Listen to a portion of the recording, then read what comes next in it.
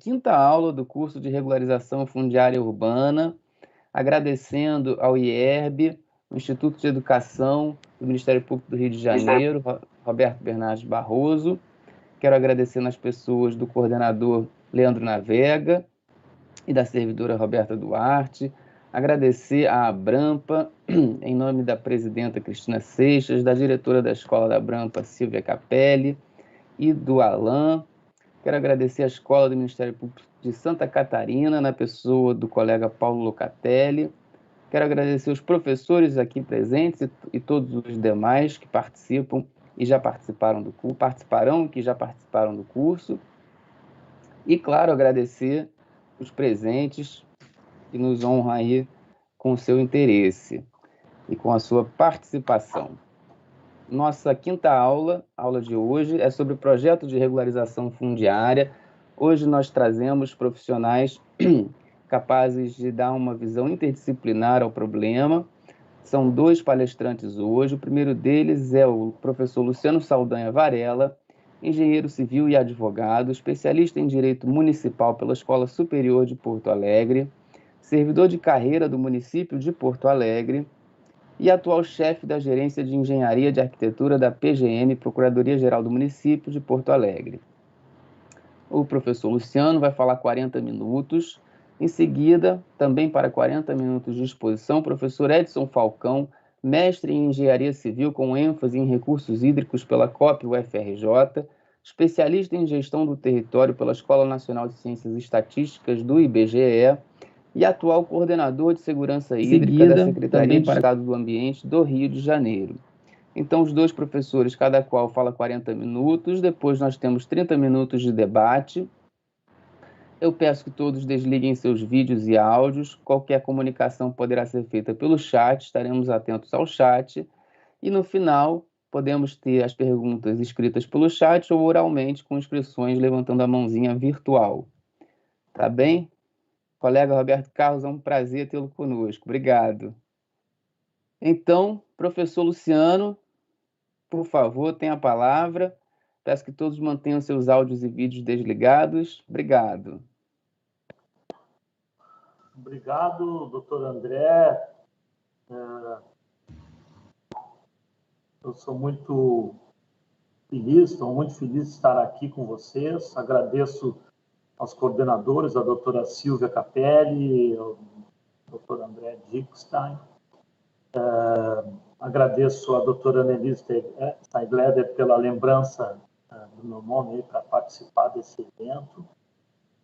Cumprimentando a doutora Annelise, eu cumprimento todos os promotores com os quais interagimos aqui no Rio Grande do Sul. Temos uma relação muito próxima com vários deles, doutora Débora Menegaz, doutor Alexandre Saltes, doutora Ana Maria Marquesan, doutora Heriberto Maciel, enfim, muitas vezes em lados opostos em ações, mas com muito respeito e muita interação, muita troca técnica que fazemos com o Ministério Público. Nosso objetivo de hoje, na verdade, o título estava Projeto de Regularização Fundiária, mas eu procurarei fazer uma análise técnica de todas as fases da regularização dentro da Lei 13.465. Desde a instalação da REURB, notificação, o próprio projeto, as edificações, a regularização de edificações, direito de laje. Vamos ver se será possível vencermos todas essas etapas. Então, não nos teremos unicamente a questão do projeto, sim, de todas as fases. Eu vou iniciar uma apresentação. Eu peço desculpas, nós já fizemos um teste, há um delay, há um delay em relação à apresentação, então eu vou passar e às vezes demora um pouquinho, eu vou falando e vai demorar um pouquinho para chegar até vocês. Só confirmando aí, chegou aí, pessoal? Sim, chegou. Tá, então tá. Nosso objetivo, então, é tratar de aspectos técnicos de engenharia e de arquitetura da lei federal e decreto. A primeira coisa que eu digo para vocês, os artigos que estão aqui são os do decreto e os da lei estão entre parênteses em laranja, porque nós trabalhamos basicamente com o decreto, a lei. Temos muitas questões técnicas que estão mais no decreto que a lei, então optamos por essa sistemática, mas os 2 artigos estão indicados ali. Nós começamos, então, com a instalação da REURB, já foi falado aqui para vocês, vários palestrantes, né? A REURB, de acordo com o artigo 32 da Lei 25 do decreto, será instaurada por decisão do município, né? Por meio de requerimento de um dos legitimados. Pode ser indeferida, desde que se indique por que está se indeferindo e que se indique as medidas que devem ser adotadas para a reformulação. Mas aí surge a primeira questão, né? É instaurada com qual elemento técnico? A gente precisa de topografia já nessa fase? Tem que ter a matrícula indicada? É necessário saber se a área é pública ou privada, né? Em relação à infraestrutura, tem que haver uma infraestrutura essencial, que é um conceito novo trazido pela lei, tem que ser feita uma análise, é isso que nós vamos ver agora. Aí eu trago novamente aqui o que nos disse a doutora Vanessa Buzelato Prestes, na sua palestra, acho que foi terça, né? Que a lei de REURB é uma lei de procedimentos, né? Então, a instauração da REURB com a definição de modalidades é um ato administrativo, né? É um ato administrativo que é a forma, os atos administrativos são a forma como a administração se comunica. Então, essa comunicação, o objeto, o requisito é que o objeto seja definido de forma técnica para poder ser publicizado, né? Tem que haver a comunicação por meio de elementos técnicos, né? Porque essa instalação constitui direitos contra terceiro. O ato administrativo de instalação traz consequências jurídicas. Então, obviamente que nós entendemos que tem que ter elementos técnicos nessa instalação. E aí, o primeiro elemento técnico que entendemos que tem é o que estabelece o artigo 28 do decreto, que não está na lei, diz que a topografia tem que ter planta do perímetro e memorial descritivo. E lá no projeto de regularização fundiária também estabelece que tem que ter planta do perímetro, né, com demonstração das matrículas ou transcrições, e a descrição memorial descritivo com a descrição do perímetro. Então, em função dessas questões relacionadas ao ato administrativo, entendemos que a planta do perímetro, já feita com topografia georreferenciada, tem que estar presente, né, nessa fase da instalação da REURB. Nós também já vimos, já foi passado, mas, enfim, no artigo 33, parágrafo único da lei, ou 26, primeiro do decreto, estabelece que na REURB-S, operadas sobre área de titularidade de ente público, caberá ao referido ente público ou ao município a responsabilidade pelo projeto e pela infraestrutura. Então, essa é uma outra questão. Nós entendemos que tem que ser avaliada a propriedade da área, porque o município não pode instaurar uma REURB sobre uma área de outro ente público, criando responsabilidade para esse outro ente público. Então, preliminarmente à instauração da REURB, nós precisamos saber se essa área não é pública. Então, há uma necessidade de uma consulta, se nós não sabemos, uma consulta ao registro para a definição de qual a propriedade desta área, né?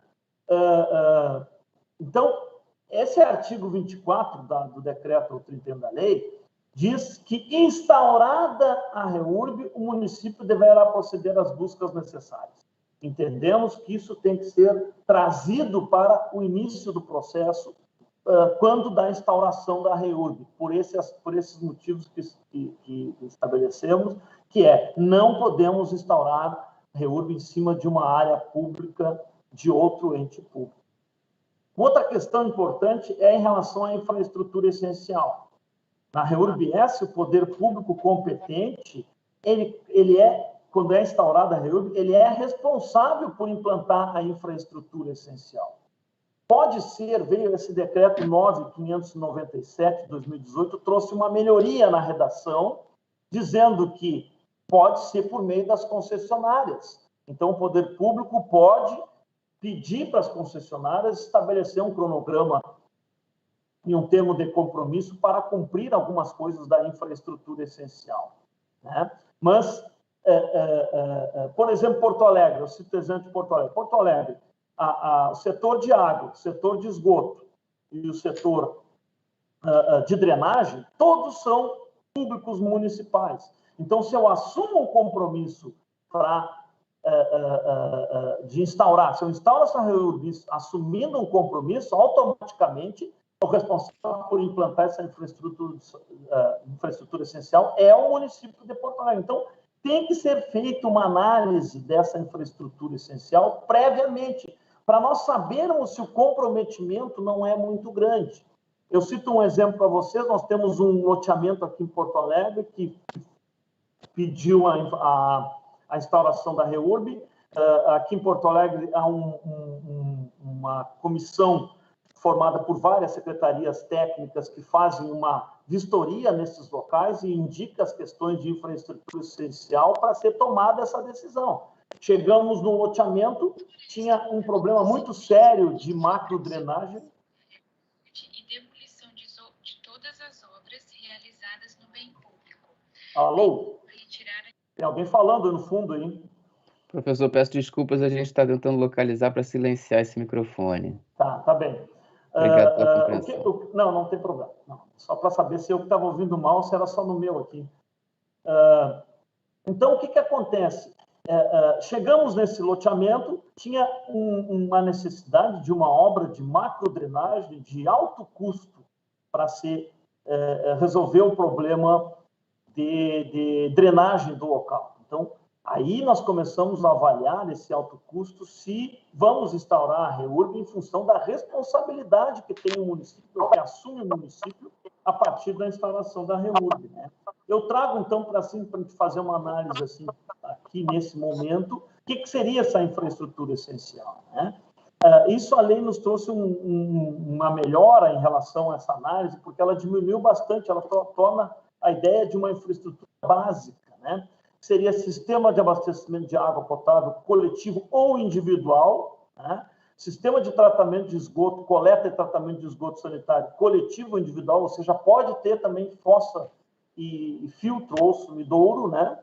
Certo? Então, há uma possibilidade, mesmo sem ter rede de esgoto, de ser considerado como uma infraestrutura essencial. Essa é a única que não tem como fugir, que é a rede de energia elétrica domiciliar. Em geral, em todos os locais, são concessionárias que atendem, então facilita um pouco a situação.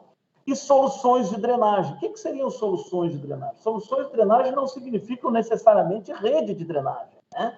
Nós podemos fazer soluções de drenagem com valetas laterais, por exemplo, conduzindo para um curso d'água, né? Isso é uma solução de drenagem. O que não pode existir é água empoçada em ruas, em lotes, enfim, em alagamentos.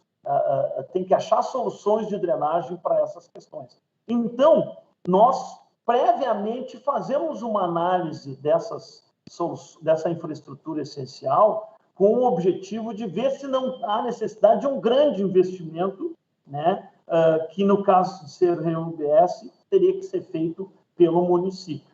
Eu trago aqui para vocês, aqui é uma minuta de um decreto que nós estamos já, está no prelo, está saindo já, tá? Que a gente pede, então, estabelece como documentos técnicos necessários para a instalação da REURB a planta e memorial do perímetro da gleba, elaborados com base de levantamento topográfico georreferenciado. Essa questão é importante, nós não estamos pedindo toda a topografia. Tem que ser, no mínimo, o perímetro, né, com levantamento. E hoje em dia, os levantamentos estão mais fáceis nesse sentido. Nós temos possibilidade de fazer levantamento com drones, por exemplo. Há pouco tempo eu fiz um levantamento de uma ocupação numa praça aqui com drone, com erros aceitáveis dentro do levantamento. Então, pode ser feito só do perímetro, nós não estamos exigindo que se faça todo um levantamento topográfico nessa fase. com lançamento na planta das matrículas incidentes na área, para sabermos se nessa área não está incidindo área pública, indicando, né, continuando aqui, indicando se a área é pública ou privada. E a declaração quanto à existência ou inexistência de infraestrutura essencial. Então, esses são os documentos que nós estamos pedindo para que nós possamos fazer a análise da instauração da REURB. Então, há necessidade desses elementos técnicos pelos motivos que eu explanei para vocês. E nesse nosso decreto também está indicado que a REURB sai indeferida quando parte significativa da área a ser regularizada tenha risco hidrológico ou geológico geotécnico, sem indicativo do cronograma das obras que serão realizadas para minimizar esse. Quer dizer, se não há alguém que assuma essas obras, o município tem dificuldade, até por uma questão orçamentária, né, vai pensar, nós vamos avaliar, né, e possivelmente a gente indefira essa instalação de REURB. Eu deixo aqui o exemplo para vocês, tá? Eu deixo aqui o exemplo para vocês de um loteamento nosso. Está aqui uma planta de perímetro extremamente simplificada. Bota-se lá no ponto inicial uma coordenada, e aqui está o memorial descritivo, feito com base em elementos daquela planta, né? As notificações, a segunda etapa que o município tem que fazer é as notificações. Eu trago ali de novo o artigo 24 ou 31 da lei, que diz que deve proceder às buscas. Normalmente, nós já fizemos essas buscas da titularidade lá antes da instalação da REURB. Então, essa fase já estaria cumprida, né? Aí, a notificação, o questionamento que eu faço, que eu trago essa reflexão, é com qual elemento técnico que tem que ser feito, né? Essa notificação. Então, essa notificação tem que ser com a mesma planta e memorial do perímetro, né? Que a gente, na lei, está indicado lá no projeto, ou então na topografia, mas nós temos que puxar, porque nós temos que notificar esse proprietário e os lindeiros, e os confinantes e terceiro, eventualmente interessados, com elementos técnicos. Eu tenho um exemplo aqui. Nós estamos fazendo um loteamento, regularizando um loteamento, fizemos o perímetro com base numa topografia georreferenciada, e um lindeiro impugnou. E aí veio conversar conosco, porque ele disse que a nossa vila, o nosso loteamento, estava invadindo o terreno dele, que ele tinha uma planta também georreferenciada, e que ele entendia que estava... Pegamos o nosso levantamento georreferenciado, juntamos com o loteamento georreferenciado dele, e efetivamente o nosso loteamento não estava invadindo a área dele, eram casas que estavam fora do nosso loteamento. Então, isso é interessante, por isso que é necessário que tenha esse elemento técnico quando da notificação. Eu trago para vocês aqui uma reflexão a respeito das notificações, tá? O artigo 24, quarto ou 31, quarto da lei diz que a notificação dos proprietários confinantes será feita por via com aviso de recebimento no endereço que constar da matrícula ou da transcrição. Ou seja, a lei não pede que a gente vá buscar quem são as matrículas dos lindeiros. Ela só diz que na matrícula do loteamento diz que divide com o João, com o Pedro, com o Paulo, nós teríamos que notificar o João, o Pedro e o Paulo nos locais, ou seja, nas áreas lindeiras ao loteamento. Nós entendemos que isso não é adequado, né, que já existem normalmente os nomes que estão na matrícula já não são efetivamente o que é a vida real, então nós fazemos consultas ao registro de imóveis para saber quais são as matrículas dos lindeiros, principalmente dos lindeiros, para fazer as notificações.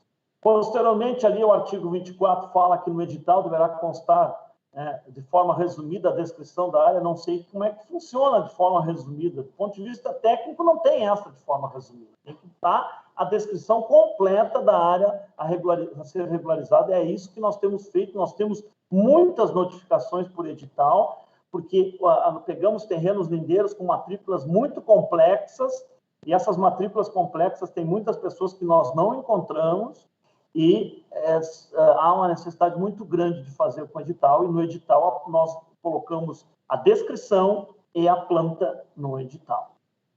Certo?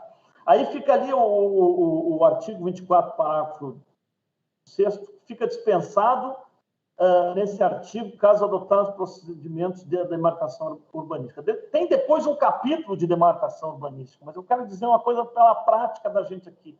A demarcação urbanística era um instrumento sensacional, muito bacana a ser utilizado na 11977. Para 13465, não há necessidade de demarcação urbanística. A demarcação urbanística é um procedimento autônomo, que se manda para o registro antes da regularização, a demarcação para ser averbado nas matrículas.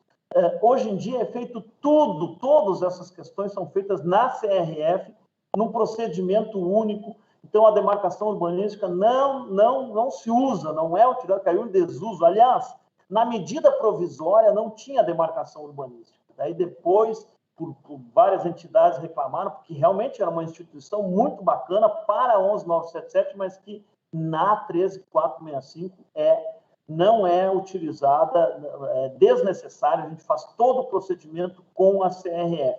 E acabou voltando para a lei, não tinha na medida provisória, voltou para a lei, mas efetivamente não deveria ter voltado. Eu deixo aqui para vocês outra questão.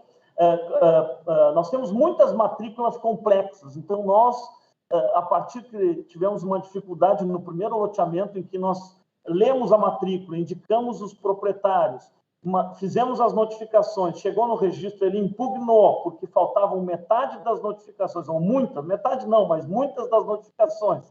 Aí ele fez uma lista das que faltavam, e a gente daí montou um fluxograma, e mesmo o registro tinha te atrapalhado, a gente optou por fazer indica que se faça nas matrículas mais complexas um fluxograma semelhante a esse que estamos apresentando, e as áreas pintadas são as áreas, são os proprietários, as caixas pintadas são os proprietários efetivos da área, né? Por exemplo, na segunda linha ali, segunda coluna, desculpa, né?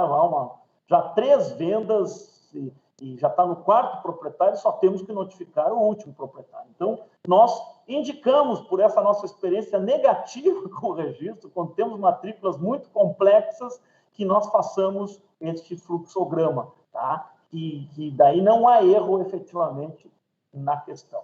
Eu vou fazer um comentário aqui sobre a questão do registro. A 13465 resolveu todos os nossos problemas de registro.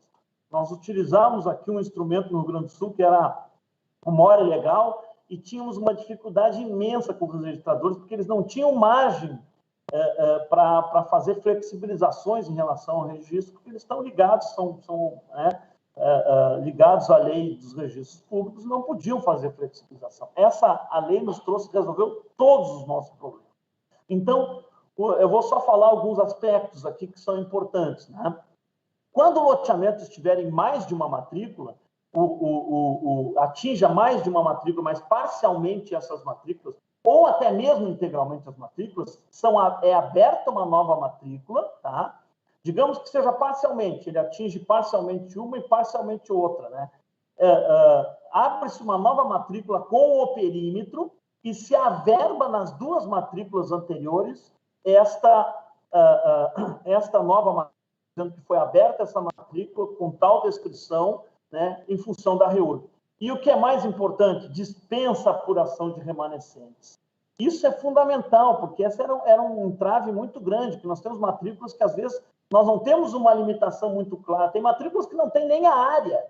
Então, realmente, o ser dispensada a apuração de remanescentes é muito interessante, né?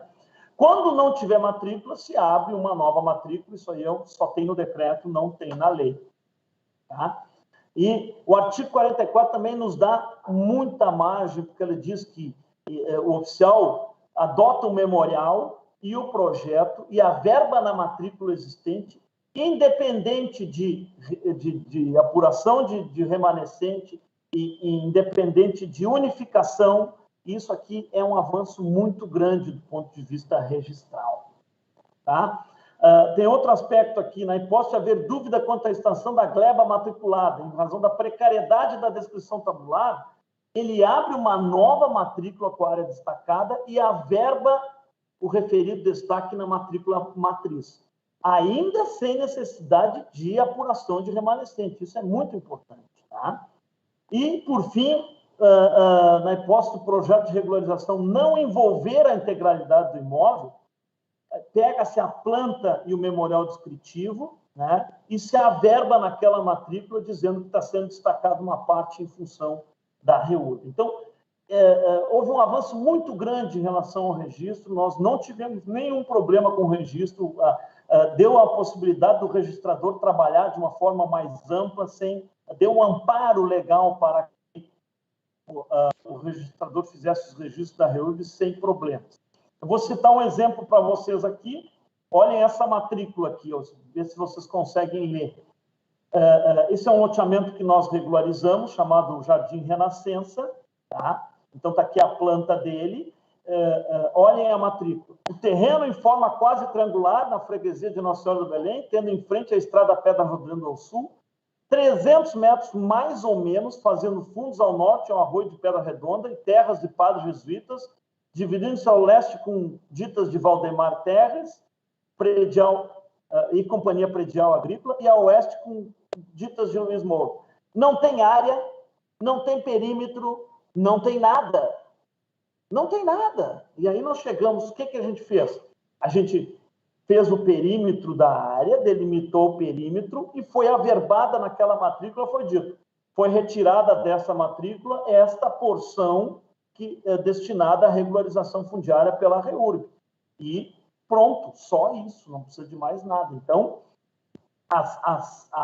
os artigos esses dos registros deu a possibilidade que a gente trabalhasse com as dificuldades que sempre tínhamos e o registrador criou as condições necessárias, aliás, foram criadas as condições necessárias para que o registrador registrasse sem problemas a regularização fundiária. Já falei da demarcação urbanística, inclusive tem um artigo que diz que o procedimento da demarcação urbanística não constitui condição para o processamento e a efetivação da REURB. Não precisa demarcação, tá, pessoal? Essa é a prática que nós temos aqui, não há.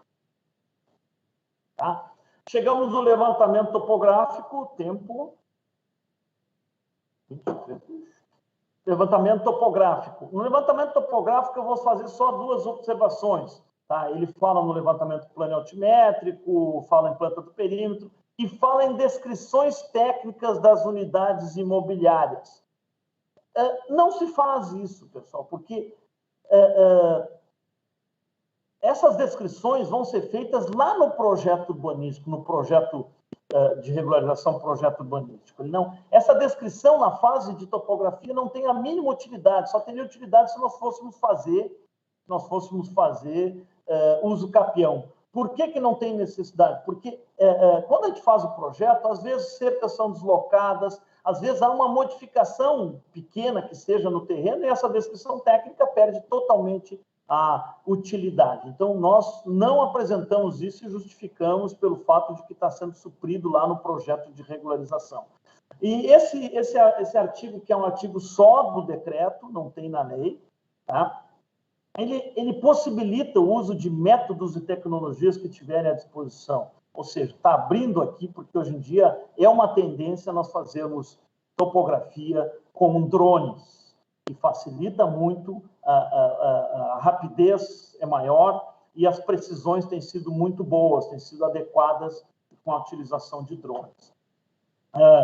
Outra questão que é trazido no artigo 29 é a questão do erro. Isso nós tivemos alguma dificuldade, porque foi estabelecido esse erro. Qual é a ideia que, com esse erro, se todo mundo atender esse erro, a gente vai ter levantamentos que vão fechar um com o outro. Porque a grande ideia é que haja um banco de levantamentos topográficos no Brasil, né, de loteamentos, que um vá se encaixando no outro. Então, tem que ter um erro menor. Mas nós tivemos algumas dificuldades, porque nós tínhamos levantamentos mais antigos que não tinham esse erro, o erro era um pouco maior, e aí nós vamos ter que justificar por que esse erro é maior e não é possível cumprir especificamente esse item. E a ideia é, efetivamente, que haja um sistema nacional que junte todos esses levantamentos para um banco de levantamentos de todo o Brasil. Eu deixo para vocês aqui a nossa legislação aqui de Porto Alegre, que são os decretos 18.315 e 906. Normalmente, as cidades maiores têm uma legislação específica para a topografia. Eu deixo aqui como uma referência a nossa legislação aqui de Porto Alegre. Chegamos no projeto de regularização fundiária, que agora eu vou dizer uma coisa para vocês que é surpreendente. O projeto de regularização fundiária não é um projeto, é um conjunto de documentos, porque a gente sempre tem a ideia de um projeto, uma planta, né? Eu sei que a maioria de vocês é da área jurídica, então, quando fala, me mostra o projeto aí, tu quer olhar uma planta, né? Então, mas aqui não, ele tem uma ideia, digamos, lato sensu do projeto de regularização fundiária, né? É um conjunto de documentos que tem que ser juntados para depois ser juntados à CRF e encaminhados para o registro. Quais são? O que precisa constar? O levantamento topográfico georreferenciado com ART ou RRT, aqui que nós havíamos falado para vocês que a gente, na verdade, já fez lá no início, na instalação da REURB, estudo preliminar das desconformidades da situação jurídica, urbanística, ambiental, ou seja, dizer se há alguma desconformidade ambiental, se tem APP na área, a desconformidade urbanística estamos flexibilizando porque o tamanho de lotes vai ser menor, enfim, se faz uma descrição disso nesse estudo. Aí sim vem no inciso 4º o projeto urbanístico propriamente dito e memoriais descritivos. Isso é o projeto propriamente dito, né? Depois vem proposta de soluções ambientais e urbanística, tem reassentamento, tem que indicar, tá? Estudo técnico do risco, estudo técnico ambiental para questões de APP, cronograma físico para quando alguma infraestrutura faltar, tem que ser feito um cronograma físico dessas obras de infraestrutura essencial, alguma compensação urbanística e ambiental, que foram definidas lá quando a gente aprovou o projeto. E um termo de compromisso a ser assinado pelos responsáveis públicos ou privados para o cumprimento do cronograma. Certo? Então, isso são os documentos que tem que constar no projeto de regularização fundiária. Tá? Se diz, isso aqui está só no decreto, que tem que ter 2 testemunhas para ser um título executivo extrajudicial. Tá? Essa é uma evolução grande que foi incluído por esse decreto, que eu já havia falado para vocês. Tá? Cabe à concessionária ou à permissionária, mediante provocação do poder público competente, a elaboração do cronograma de implantação da infraestrutura essencial e a assinatura do termo de compromisso. Ou seja, nós temos municípios que todas as questões de água, esgoto, energia elétrica e até mesmo de drenagem são de concessionárias. Então, na verdade, ela tem que pedir para a concessionária apresente um termo de compromisso e um cronograma de implantação dessas obras que vão ser anexados posteriormente vão ser anexados à CRF. Quando já possui infraestrutura essencial, tá? Não tem que ter cronograma nem termo de compromisso, mas tem que constar na CRF que já possui a infraestrutura essencial. Então, a CRF, no texto inicial que tem na CRF, já indica que já possui a infraestrutura essencial atestada por alguém, né? Tá? Aí, o que acontece? Diz que o projeto de regularização fundiária sempre tem que existir, com exceção do 69, né, que é a chamada REURB nominada, ou então quando já existe a matrícula individualizada, às vezes, por exemplo, o órgão, por exemplo, nós temos muita situação aqui em Porto Alegre, o órgão de habitação, o departamento de habitação, regularizou o loteamento, mas as matrículas estão em seu nome, ela tem que passar as matrículas, só registrar para os ocupantes, né? Então, daí não precisa de projeto. Nas outras situações, todas precisam. Aqui, o que ele quer dizer que não precisa de projeto no 69, na verdade, não precisa ser um projeto aprovado pelo município, porque essas descrições aqui do parágrafo 1º, a planta da área assinada, a descrição do perímetro dos lotes, isso aqui é um projeto. Isso aqui é um projeto, tem que, inclusive, ter a RT ou RRT, né? Então, na verdade, o que não precisa de projeto é que não precisa ser aprovado no município. O interessado faz esse projeto e leva diretamente ao registrador. e tem que o município atestar que o parcelamento é anterior a 12 de dezembro de 79, né? Não tem que apresentar CRF, estudo técnico ambiental, licença, nada. Apresenta o registro, no registro a planta, esse documento do município dizendo que é antigo loteamento e é regularizado pelo registrador. Instaurada, quem aprova o projeto é o município. Tá? O artigo 26 ou 33 da lei diz que quem aprova o projeto é o município. E o município tem a possibilidade, tá, de flexibilizar, ou seja, o projeto é desenvolvido, tá, de acordo com os padrões urbanísticos do local, né? Certo? Específicos, ou seja, daquele local, é o que existe, tá? É o que existe. Então, ele flexibiliza de tal forma que se utilize os padrões que existem lá. Vai ter que ser instituída a EIS, no caso do município de Porto Alegre, né, ZEIS no resto do Brasil. Nós utilizamos a instituição de AEIS. Se não tiver a instituição de ZEIS, há necessidade de fazer uma legislação para padrões urbanísticos para ser utilizado posteriormente à regularização. Normalmente, nós temos essas áreas, essas regularizações são feitas em regiões, pode ser em zonas rurais ou zonas de ocupação feita. Então, para o futuro, para novas construções que podem acontecer no loteamento, o cara demole a sua casa e quer construir, tem que ter padrões urbanísticos que devem ser definidos em leis, ou na lei das leis, ou numa legislação específica, né? Eu fiz questão de botar que quando for feito por servidor público ou empregado público, é dispensada a RT ou a RRT. Isso aqui eu quis colocar para vocês o seguinte: diz que os padrões de memoriais, de plantas e representações gráficas, mas principalmente de memoriais, são definidos pelo município.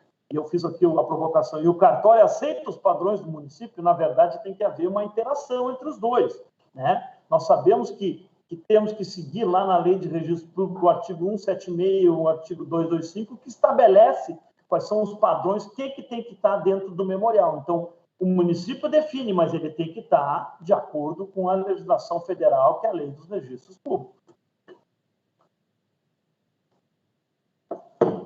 Vamos lá. Tá? Aí aqui ele vem para o projeto urbanístico propriamente dito, que para os leigos, assim, digamos, né, para o pessoal mais da área, que é a planta, tá? Certo? Então, o projeto urbanístico tem que constar, né, tem que ter sistema viário, as unidades, os lotes, todas as áreas ocupadas, as unidades imobiliárias que eles chamam são os terrenos, as características, as confrontações, né? E aqui vem uma questão polêmica. A unidade diz que no projeto urbanístico tem que ter as unidades imobiliárias edificadas, as edificações. Nós, aqui no Rio Grande do Sul, em Porto Alegre, desculpa, não colocamos as edificações, o projeto urbanístico é só de terrenos. Por quê? Porque se nós colocamos a edificação, chega no registro, o registro quer o habite ou quer, pelo menos, indicação se tem estabilidade. Então, para evitar esse problema, tendo em vista que normalmente as edificações é a fase mais crítica, digamos, de uma regularização, nós deixamos fora neste momento, e daí não cumprimos, não botamos as unidades imobiliárias. Até porque tem um artigo na lei, que nós vamos ver ali mais adiante, que fala que as unidades imobiliárias, as edificações podem ser regularizadas posteriormente. Eu quero trazer essa questão das áreas, o que tem que ter no projeto urbanístico aqui, as áreas já usucapidas, E aí entra esse artigo aqui, isso é um avanço muito grande.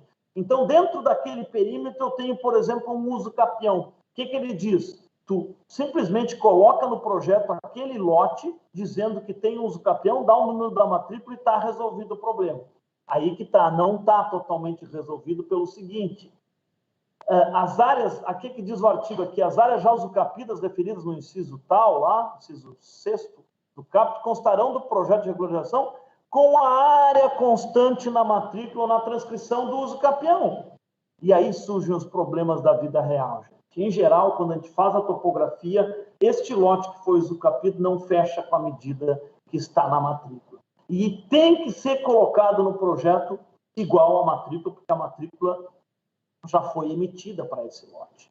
E aí nós temos uma dificuldade, porque às vezes temos que fazer conciliações de lotes do lado. Então, está lá 29,5 por 11. Na verdade, a matrícula diz que é 12 por 30.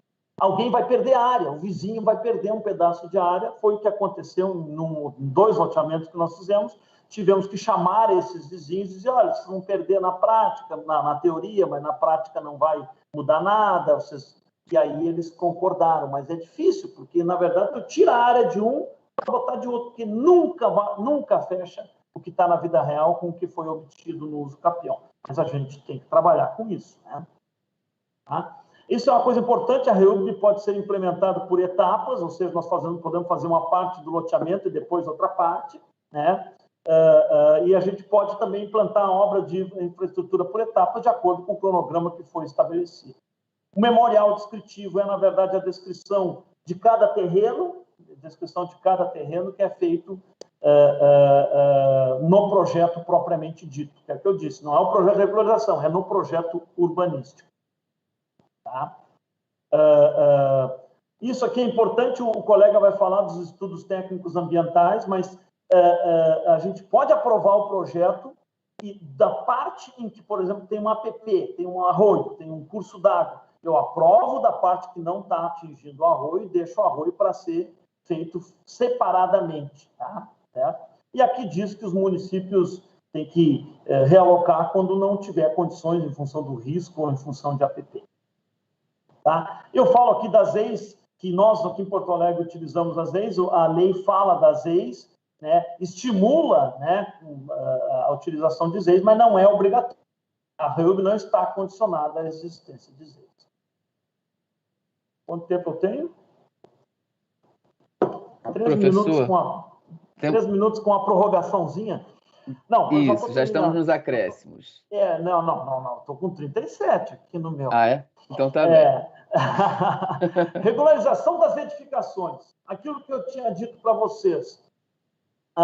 Na REURB, as edificações já existentes nos lotes poderão ser regularizadas a critério do poder público no momento posterior, de forma coletiva ou individual. Tá? Depois eu coloquei aqui um artigo que fala que são isentos de custos e emolumentos a primeira averbação. Tá? Então, pode ser feito posterior, como eu disse para vocês, esse é um problema sério, porque como tem que ter a análise de estabilidade, complicaria bastante. Então, nós optamos por fazer sempre o projeto dos terrenos e depois tratamos da questão da regularização dos imóveis, das construções, no momento posterior. Né? Tem que haver uma legislação específica, eu coloquei. O regime urbanístico da EIS é adaptado à realidade local. Nós temos aqui no nosso plano diretor, né, um parágrafo que diz que a construção pré-existente é passível de regularização conforme levantamento cadastral sem padrões definidos. Então, há uma flexibilização, inclusive, para a aprovação de construções, né, de interesse social que esteja no cadastro, né? As construções que são feitas depois de aprovado o loteamento deverão seguir o regime da EIS, quando tem a EIS, ou o regime urbanístico que vai ter que ser definido por uma legislação. E aí surgiu essa lei federal, 65, que ela alterou a lei de registros públicos, que dispensa de habite-se, faz uma dispensa de habite-se expedido pela prefeitura, as construções que sejam unifamiliar, um pavimento, mais de 5 anos e população de baixa renda. Tá? Então, não há necessidade de habite-se. Não há necessidade de habite-se. Aí tem uma consolidação normativa notarial registral aqui do Rio Grande do Sul, provimento 001 da Corregedoria Geral de Justiça, tá? Que estabelece que a dispensa, ali o parágrafo único, a dispensa do habite-se requer a apresentação do documento comprobatório da existência da edificação fornecido pelo município. Ele não quer habite-se, mas ele quer que o município diga que atestando o enquadramento dos requisitos legais. Então, vai ter que ter um documento do município, tá? Então, um documento do município. Aqui nós temos uma dificuldade, rapidamente vou levantar para vocês. se a dispensa, os registradores, o nosso registrador principal que nós trabalhamos aqui em Porto Alegre, que nossos loteamentos são praticamente todos dentro desse registro, ele entende que dispensa do habite-se, mas não dispensa de um responsável técnico. Isso nós temos que trabalhar oportunamente com os registradores. Eu acho que o espírito dessa lei é que nós levemos a registro, que façamos a averbação na matrícula dos imóveis que tenham aquela característica dispensando do habite-se. Se dispensa do habite-se, implicitamente dispensaria do responsável técnico. E isso é muito possível, porque, na verdade, é descrito lá no registro, de acordo com a lei e tal, sem análise da questão estrutural, porque é só para constar que existe uma casa, né, naquele imóvel. Então, eu acho que isso aí nós temos que trabalhar, porque o nosso registrador, por exemplo, não interpreta que a dispensa do habite previsto nesse 247A seja condição que libere a análise estrutural, né, um laudo dizendo que tem estabilidade. O que dificulta bastante, né? Vamos convir, porque nós temos situações em que realmente é difícil ser dado esse laudo. Para concluir, direito de laje, direito real de laje, sensacional a ideia dessa lei, né?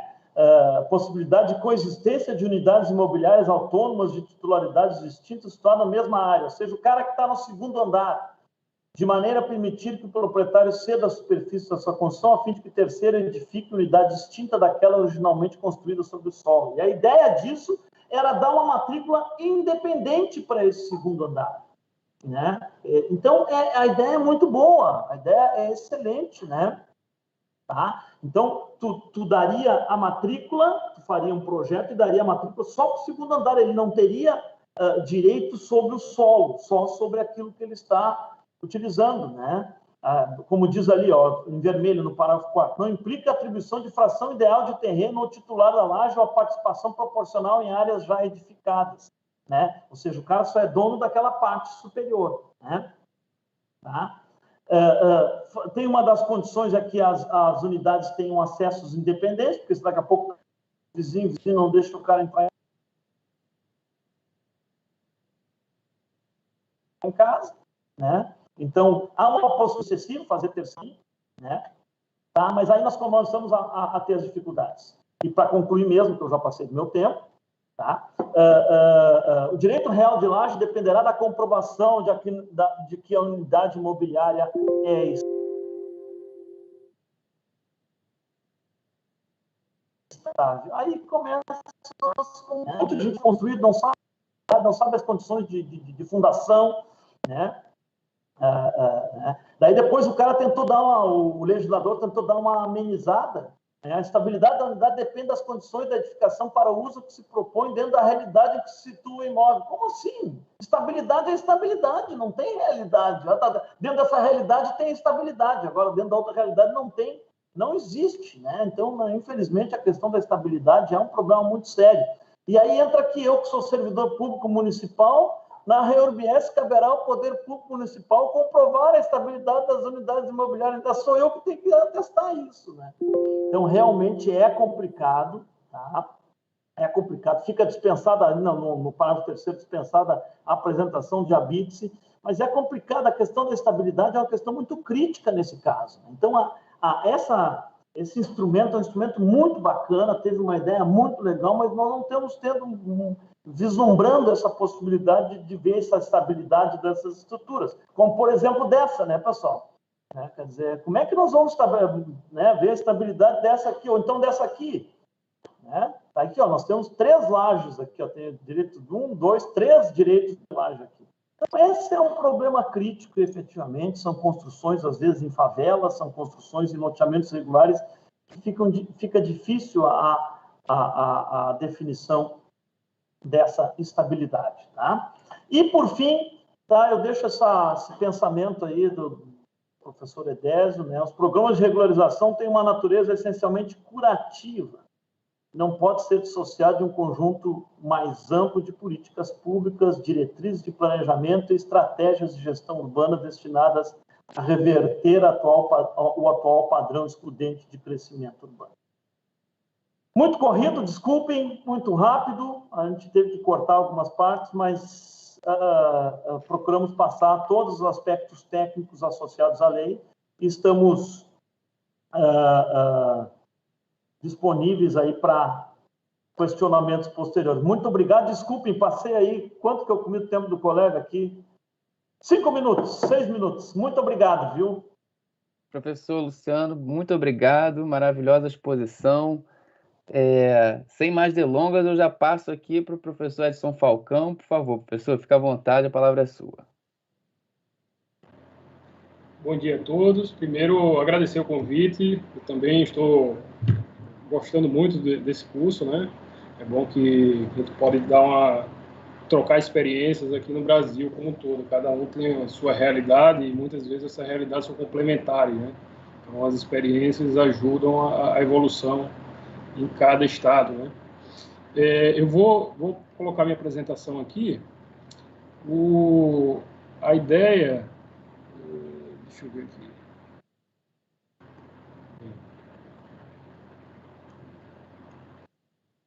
Vocês conseguindo ver? Parece que está entrando. Ainda não chegamos... Sim, parece que está indo.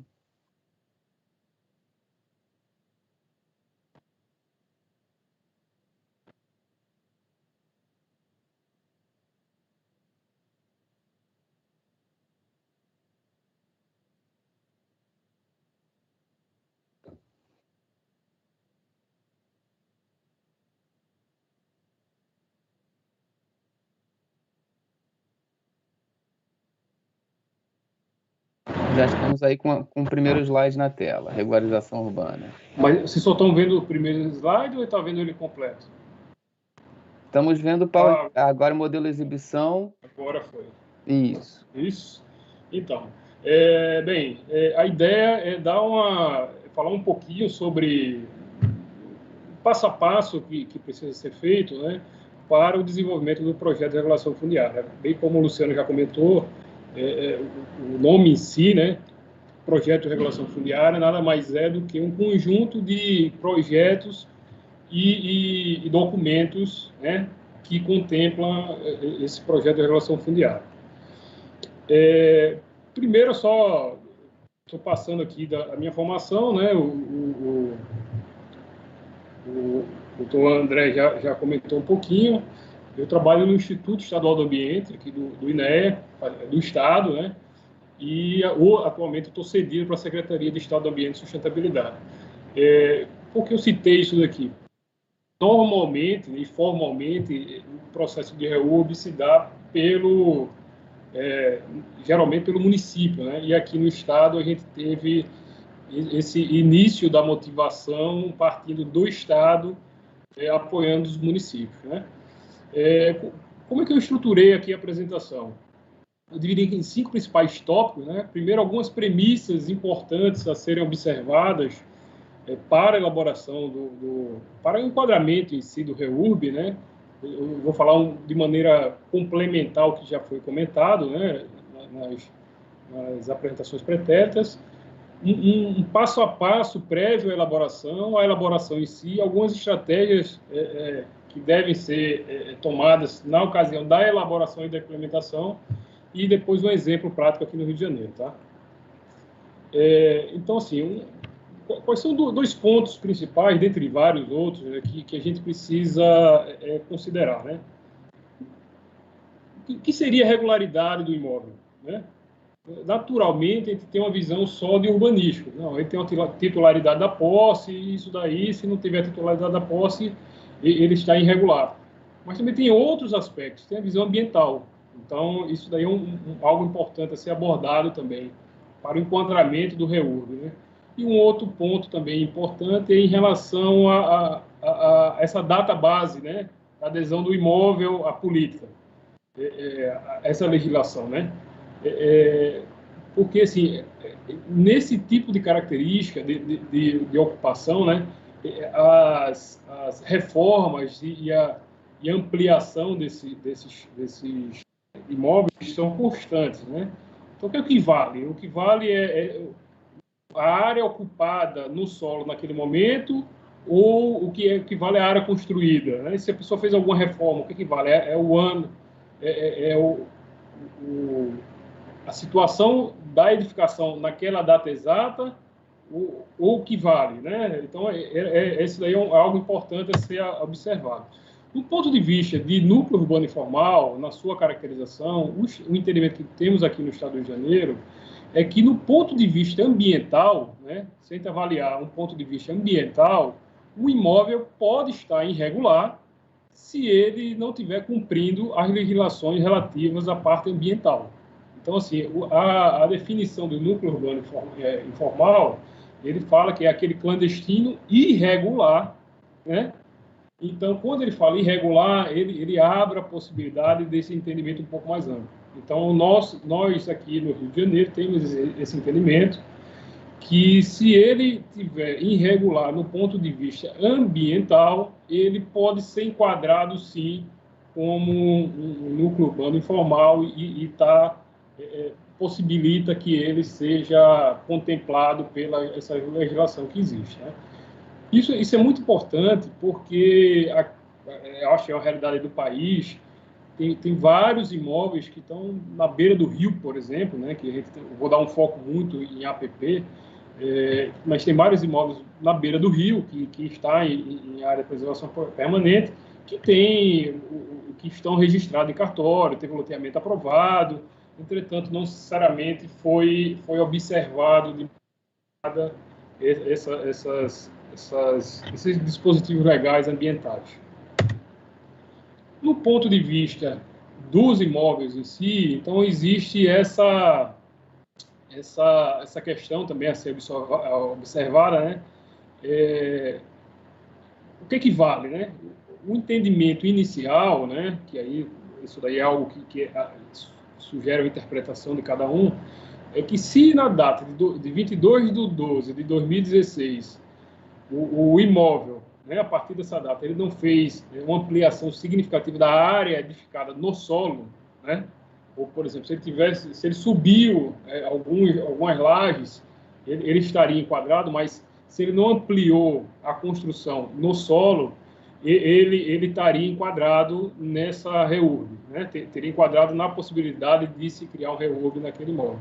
Agora, se, por exemplo, eu tenho uma área de 100 metros quadrados, a área construída no solo era 30, e a pessoa ampliou para 60, então essa ampliação não estaria enquadrado inicialmente, não estaria enquadrado para você tentar um REURB, tá? Mas, por exemplo, se a área construída no solo for 30 metros quadrados e ele subiu através de lajes, ele ainda estaria sujeito ao enquadramento na legislação que a gente está abordando aqui. Isso daí é um entendimento que não necessariamente ele está um entendimento pacificado, né, no âmbito do estado, do país como um todo. Não sei exatamente como é que se pensa outros estados, mas eu acho que isso daí é um entendimento, uma interpretação bem razoável que dá para ser ampliada no âmbito do país como um todo. Vamos passar agora para o passo a passo prévio, né? O que a gente precisa dar algumas avaliadas. Como aqui no Estado do Rio de Janeiro, o REURB em si, né? Essa posição, essa ideia de regularização dessas áreas em APP, por exemplo, se deu desde 2009, que a gente tem iniciado nossos projetos aqui no Rio de Janeiro, com o projeto piloto em Barra Mansa, sempre em parceria com o Ministério Público local, né, aqui no Ministério Público do Estado do Rio de Janeiro.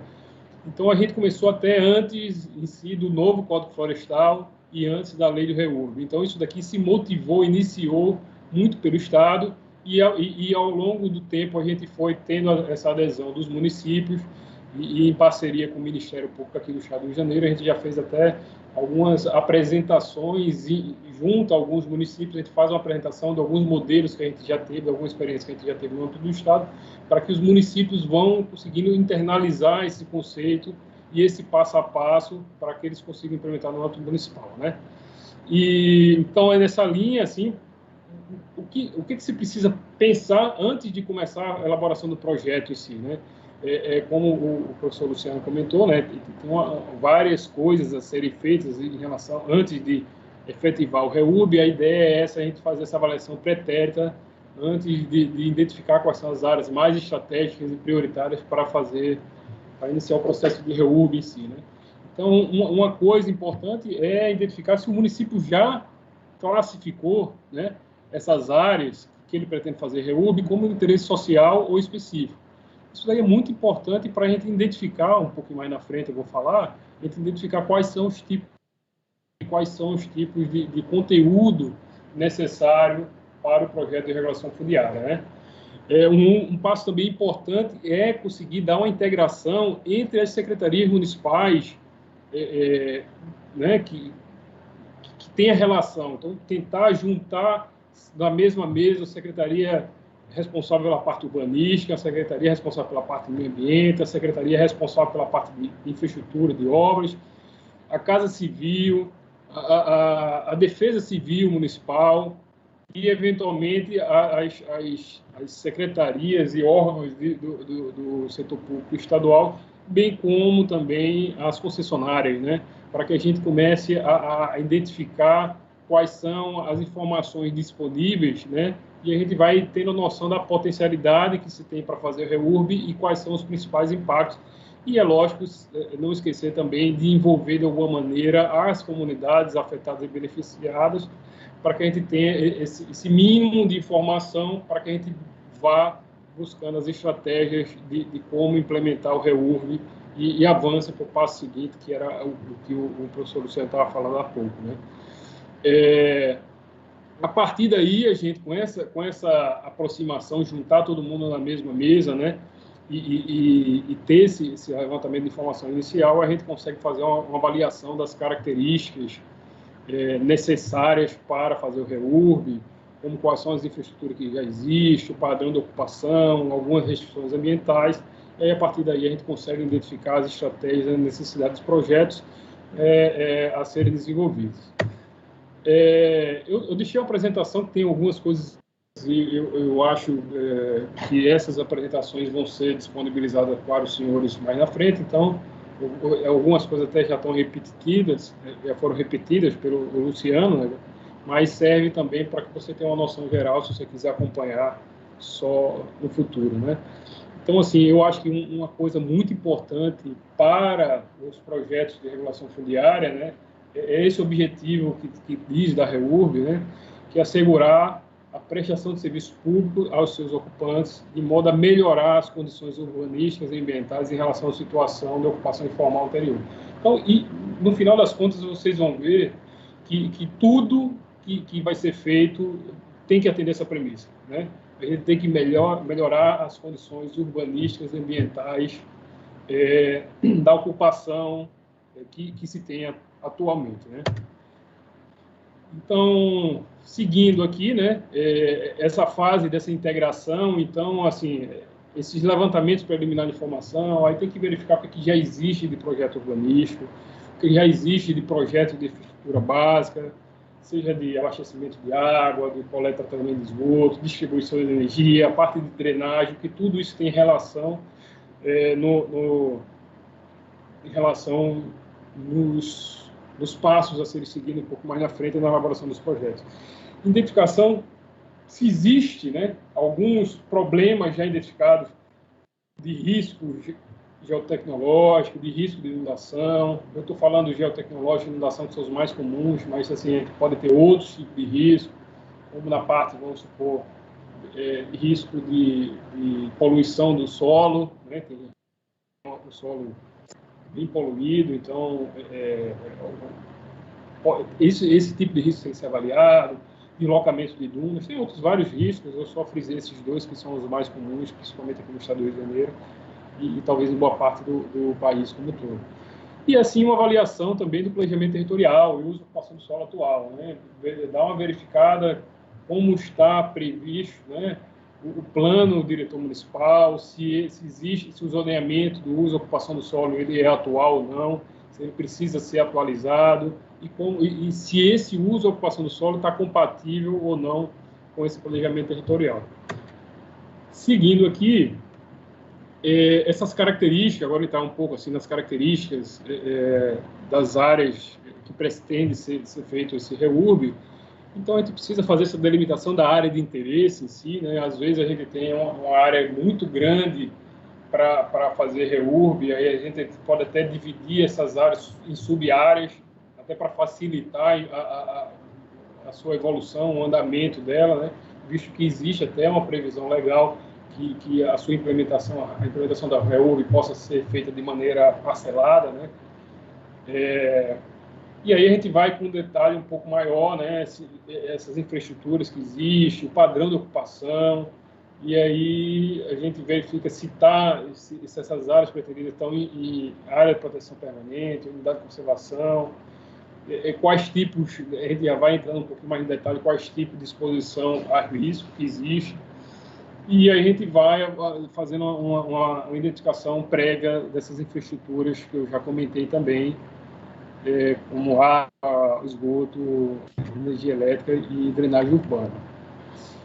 E aí, a partir daí, a gente começa a ter os elementos necessários para a gente bolar, né, uma estratégia de como fazer o REURB, né, e também quais as estratégias para o desenvolvimento desses projetos, né.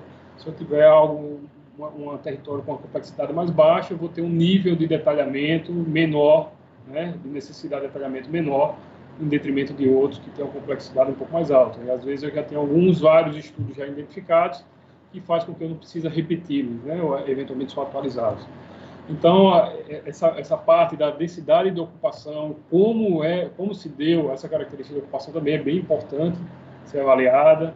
E aí a gente faz essas avaliações prévias no que eu já comentei, identificação dessas situações de risco já existentes, bem como projetos já existentes. E aí, a partir daí, a gente vai ter um diagnóstico um pouco melhor para fazer essa avaliação da complexidade dos projetos necessários, né? Passando por item 3 em si, que seria o projeto a ser elaborado, talvez fique um pouco repetitivo, eu vou passar um pouco mais rápido isso daqui, né? Mas, assim, em relação ao conteúdo mínimo, vou abordar um pouquinho do conteúdo mínimo, projeto urbanístico, os projetos de controle de diminuição de risco, né? E quando for o caso, também até a proposição de alterações e adaptações nos planos diretores municipais. E aí, depois, seria esse fechamento em si do projeto de regulação fundiária, que é a identificação das ações necessárias, possíveis financiamentos, os pactos também a serem implementados. Nesse sentido, tem um conteúdo mínimo, né? Eu vou passar isso daqui porque já foi abordado, né? Tem esses elementos todos. Eu vou só apontar alguns que estão com asterisco, que são coisas que eu vou abordar um pouco mais, né? Que são esses casos específicos onde a gente tem algumas questões ambientais a serem abordadas e, eventualmente, esse outro item que tem situações de riscos que precisam ser abordadas de maneira um pouco mais incisiva, né? Isso daqui é o conteúdo mínimo previsto no projeto de regulação fundiária, né? São essas fases preliminares e depois o desenvolvimento dos projetos em si. No artigo 36, ele fala um pouco mais sobre as características mínimas, né, do que as indicações que devem conter no projeto urbanístico, né? Aí são coisas também que o professor Luciano já comentou, né? São as informações gerais, né, de área de ocupação, o sistema viário que existe, o que já existe de situação fundiária lá, né? Que existe o uso capião, que não existe. E aí as identificações de desconformidades. Então, eu acho que isso aqui já foi um pouco abordado. Eu vou pular um pouquinho aqui para tentar entrar na parte um pouco mais prática.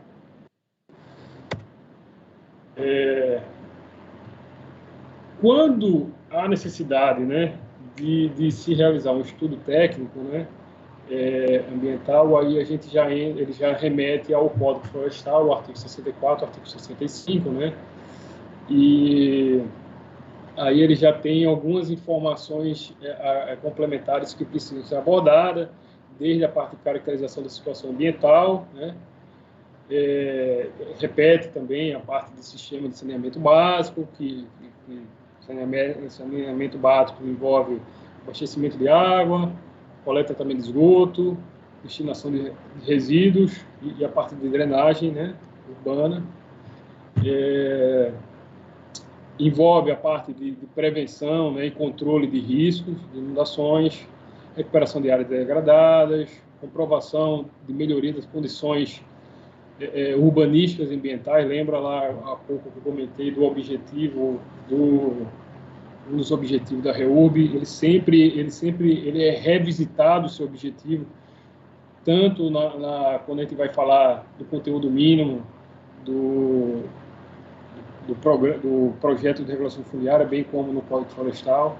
E aí aqui ele aborda de maneira com mais ou menos informação quando é um REURB-S e quando é um REURB-E, né? Quando é um REURB-E, aí ele já tem um pouco mais de informações necessárias, né? Isso daqui está previsto, já está escrito na lei, eu não vou ficar me repetindo, porque eu vou dar um exemplo um pouco mais prático aqui, que é o caso de Volta Redonda, e aí a gente tem um pouco mais de tempo para fazer alguns debates específicos, mas são essas caracterizações ambientais e avaliação dessas fragilidades, potencialidades, e quais as características que precisam ser abordadas, quais os projetos que precisam ser levantados para melhorar a condição ambiental como um todo da região. Aqui só continuando um pouco o que eu estava falando, e sempre voltando aqui ao item, o inciso 9 aqui, que ele fala a comprovação da melhoria das condições de sustentabilidade urbana ambiental da região, né? Então, assim, de maneira mais resumida, assim, né? Lógico que tem vários outros passos que precisam ser avaliados, mas a gente poderia entender que macro passos seriam essas aqui: identificação das áreas de interesse, os levantamentos planimétricos de maneira global dessas áreas de interesse. Depois a gente faz o mapeamento de uso e ocupação do solo para identificar como está se dando o uso do solo atualmente, né? E aí, a partir daí, a gente começa a fazer alguns estudos e projetos em si que tenham relação mais com os projetos previstos no projeto de regulação fundiária. E aí a gente entra mais na questão de propriedade em si, na parte de restrições ambientais, restrições jurídicas. A gente avalia se não tem restrição ambiental, fica um negócio um pouco mais simples, né? Que a gente entra mais no projeto urbanístico e, eventualmente, faz alguma revisão do plano diretor municipal. E, supondo que tenha algumas restrições ambientais, a gente tem que entrar naquele estudo técnico ambiental que eu comentei há pouco, né? Um outro item importante seria essa avaliação de risco. Aqui a gente tem usado mais, né, aqui no Rio de Janeiro tem um foco mais na parte de estudo de risco hidrológico e na parte de geológico, né? Aqui no estado do Rio de Janeiro nós temos uma lei de 2013 que fala que todos os estudos de identificação de riscos, seja ele, né, de inundação geológica, por exemplo, eles têm que ser ratificados no âmbito do estado. Então, por exemplo, o município faz um estudo de risco de inundação, por exemplo, ele é ratificado aqui pelo estado, né? E aí, a partir do momento que ele é ratificado pelo estado, ele obrigatoriamente tem que ser incorporado nos planos diretores municipais, né? No planejamento territorial como uma área de risco. Então, isso é importante para que a gente identifique essas áreas, né? E faça com que não se aumente o passivo ambiental, que a gente identifica esse passivo histórico de ocupação de áreas de maneira descontrolada, bem como a gente possibilita a identificação dessas áreas para que elas sejam prioritárias, para que prioritário para investimento, para diminuir esse passivo ambiental. E, por fim, a gente faz as proposições de soluções, né? Seja ela um foco um pouco mais fundiário ou com um foco mais ambiental. De maneira ilustrativa em si, né? Dando um exemplo aqui em APP, né?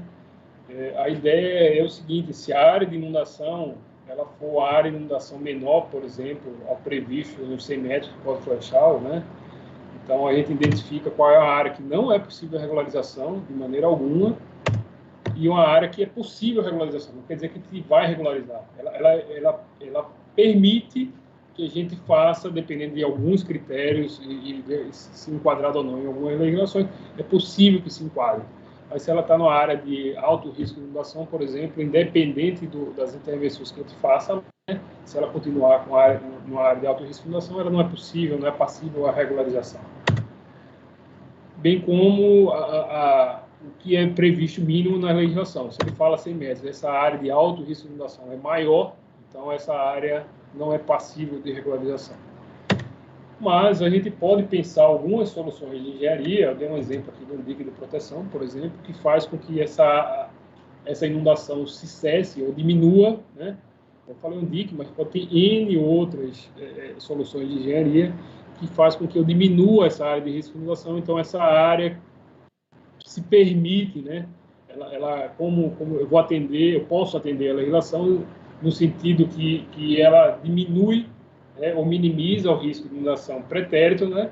Então, ela está sujeita à regularização, desde que atenda às outras condições previstas na legislação, como, por exemplo, a melhoria da condição urbana, também da região, e dentre outros aspectos, melhoria da condição ambiental também da região como um todo. No ponto de vista de estratégia em si, né, seria um quarto ponto, né, depois que a gente faz esses passos todos de elaboração, né, e tem também até de maneira paralela à elaboração, é importante a gente ter essas visões, assim, né, essa internalização dessas visões, para que a gente consiga realmente sair do papel, né, dessa elaboração. Eu estou tentando ter essa visão um pouco mais, um pouco até anterior, muito do que foi abordado pelo professor Luciano, porque eu entendo que tem vários municípios que estão numa fase muito preliminar, né? Então, essas coisas que aparentam ser coisas básicas, como a gente juntar todas as secretarias do município para conversar, para ter o mesmo pensamento, trazer a Defesa Civil, ela tem uma visão importante de riscos, seja riscos ambientais, ou seja, outros tipos de riscos, que a gente que ele já tem esse histórico, e também conversar com a comunidade. Aparentemente são coisas básicas, né, bem elementares, mas vários municípios não têm essa visão. Então, eu estou tentando abordar coisas um pouco mais básicas, algumas coisas talvez muito elementares para alguns dos senhores, mas é mais nesse sentido da gente fazer um trabalho de formiguinha, no sentido de também conseguir contemplar esses outros municípios que não têm um suporte tão grande e não têm uma expertise tão grande, tá? Então, essas estratégias em si, para elaboração e implementação, né, eu coloquei junto, porque uma parte dela pode ser feita ao longo do processo da elaboração dos projetos, né, pensar o REURB como um planejamento de longo prazo, né, com metas de curto, médio e longo prazo. Eu não tenho condições, por exemplo, mesmo os municípios maiores, por exemplo, aqui no município de Rio de Janeiro, que é um município de porte maior, a gente não consegue resolver o problema de REURB de maneira imediata. Não existe recurso suficiente para resolver esse problema, porque muitas das vezes, além dos projetos em si necessários para viabilizar as condições urbanísticas, para viabilizar as melhorias de mitigação de riscos que existem, tem uma questão de realocação de famílias, que aí tornam às vezes esses valores eles multiplicam por 4, 5, 10 vezes os valores das intervenções só para melhorar essas condições urbanísticas e melhorar as condições ambientais. Então, é importante que a gente tenha essa visão também, né?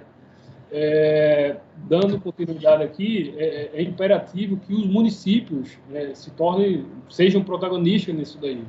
Às vezes a gente pode até, aqui eu estou dando exemplo aqui no estado do Rio de Janeiro, muitas das vezes essa iniciativa é parte do município, mas eventualmente esse start pode se dar por outros entes do estado também, né?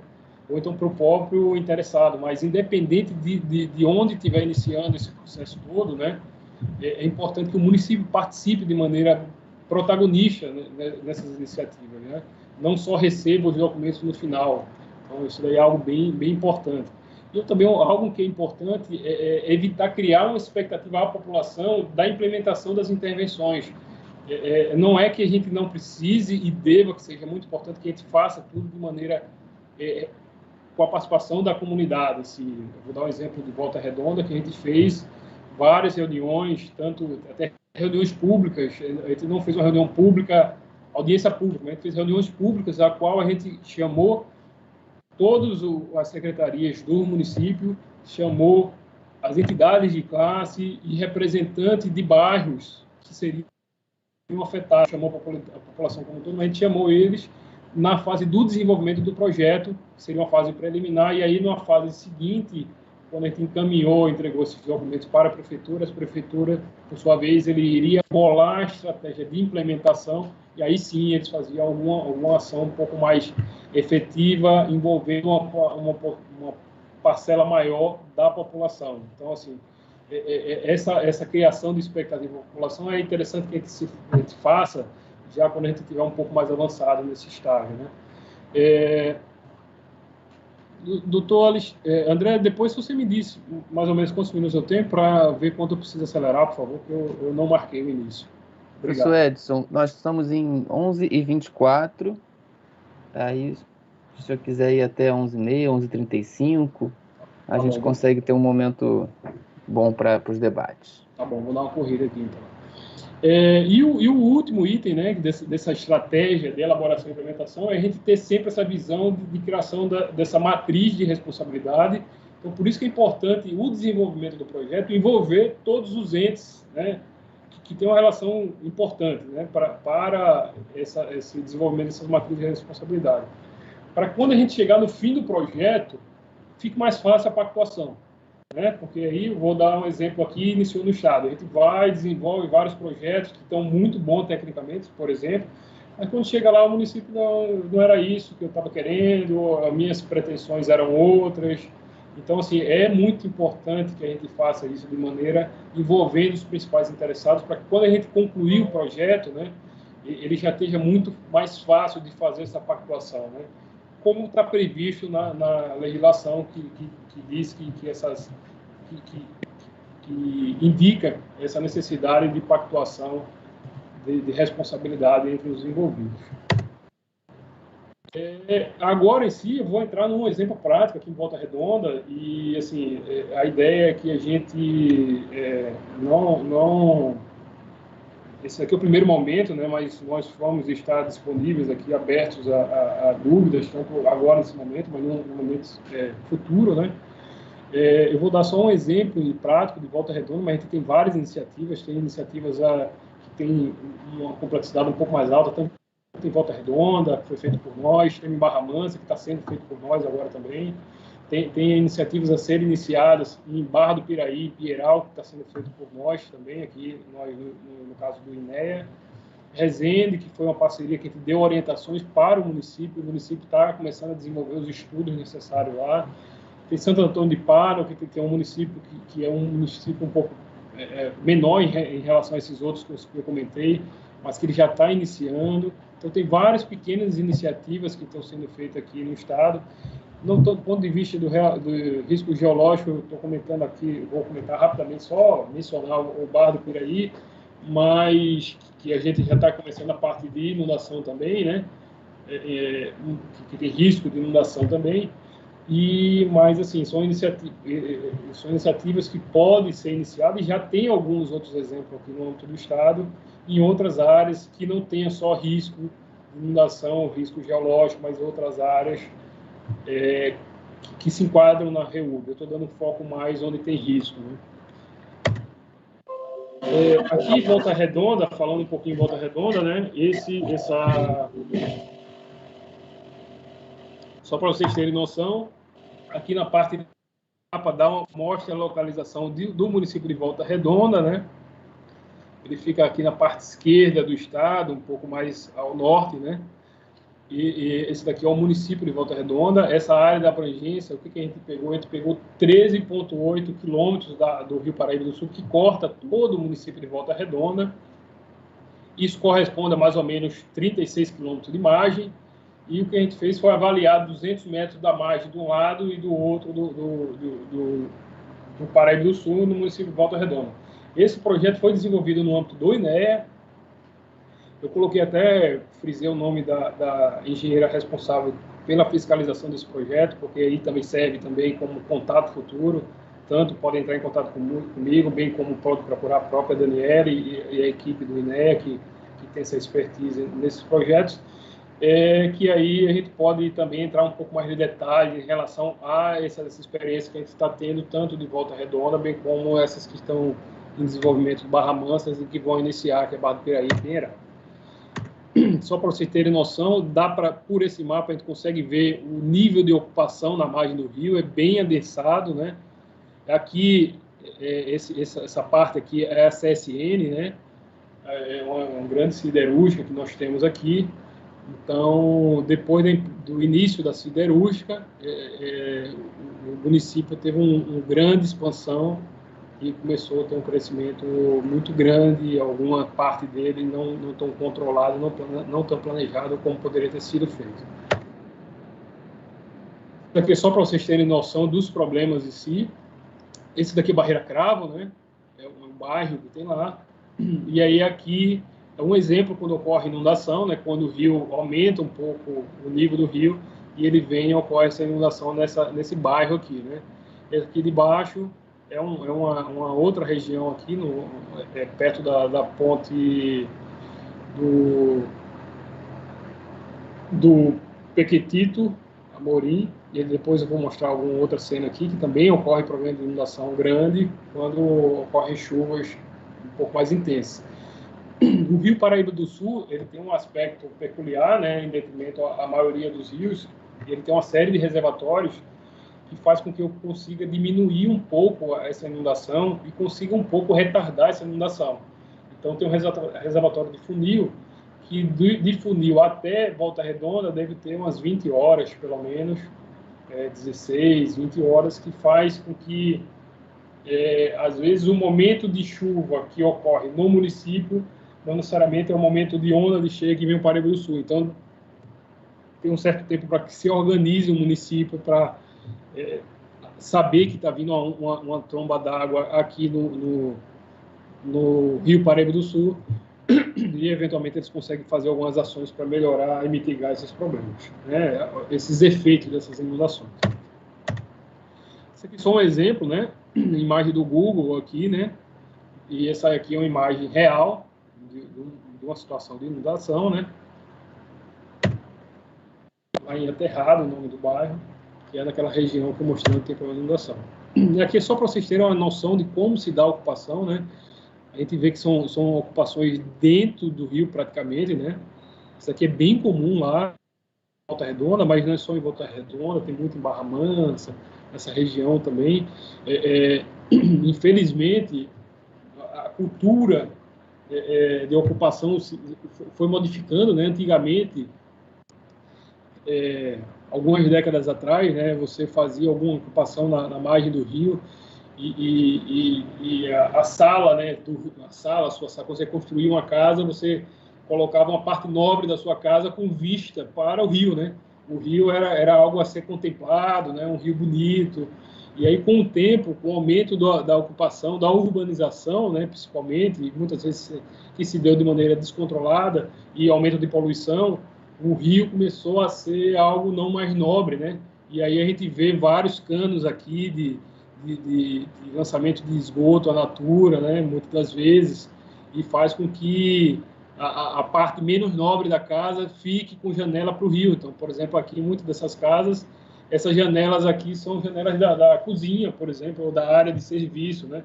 Então, assim, a ideia, uma das ideias que a gente tentou também evoluir um pouco nesse momento aqui dessa experiência com Volta Redonda e bem como nas demais, é tentar fazer uma mudança um pouco cultural dessa população, para que eles vejam que o rio pode ser preservado, o rio pode ser melhorado, as condições do rio, e faça com que isso contribua de maneira positiva para a melhoria da condição ambiental como um todo, né? Então, por exemplo, de vez de você vai construir uma casa que que atenda à legislação, mas que seja próximo ao rio, que não seja a sua cozinha que está virando para o rio, mas seja a sua sala, né? Porque é um momento de você contemplar o rio.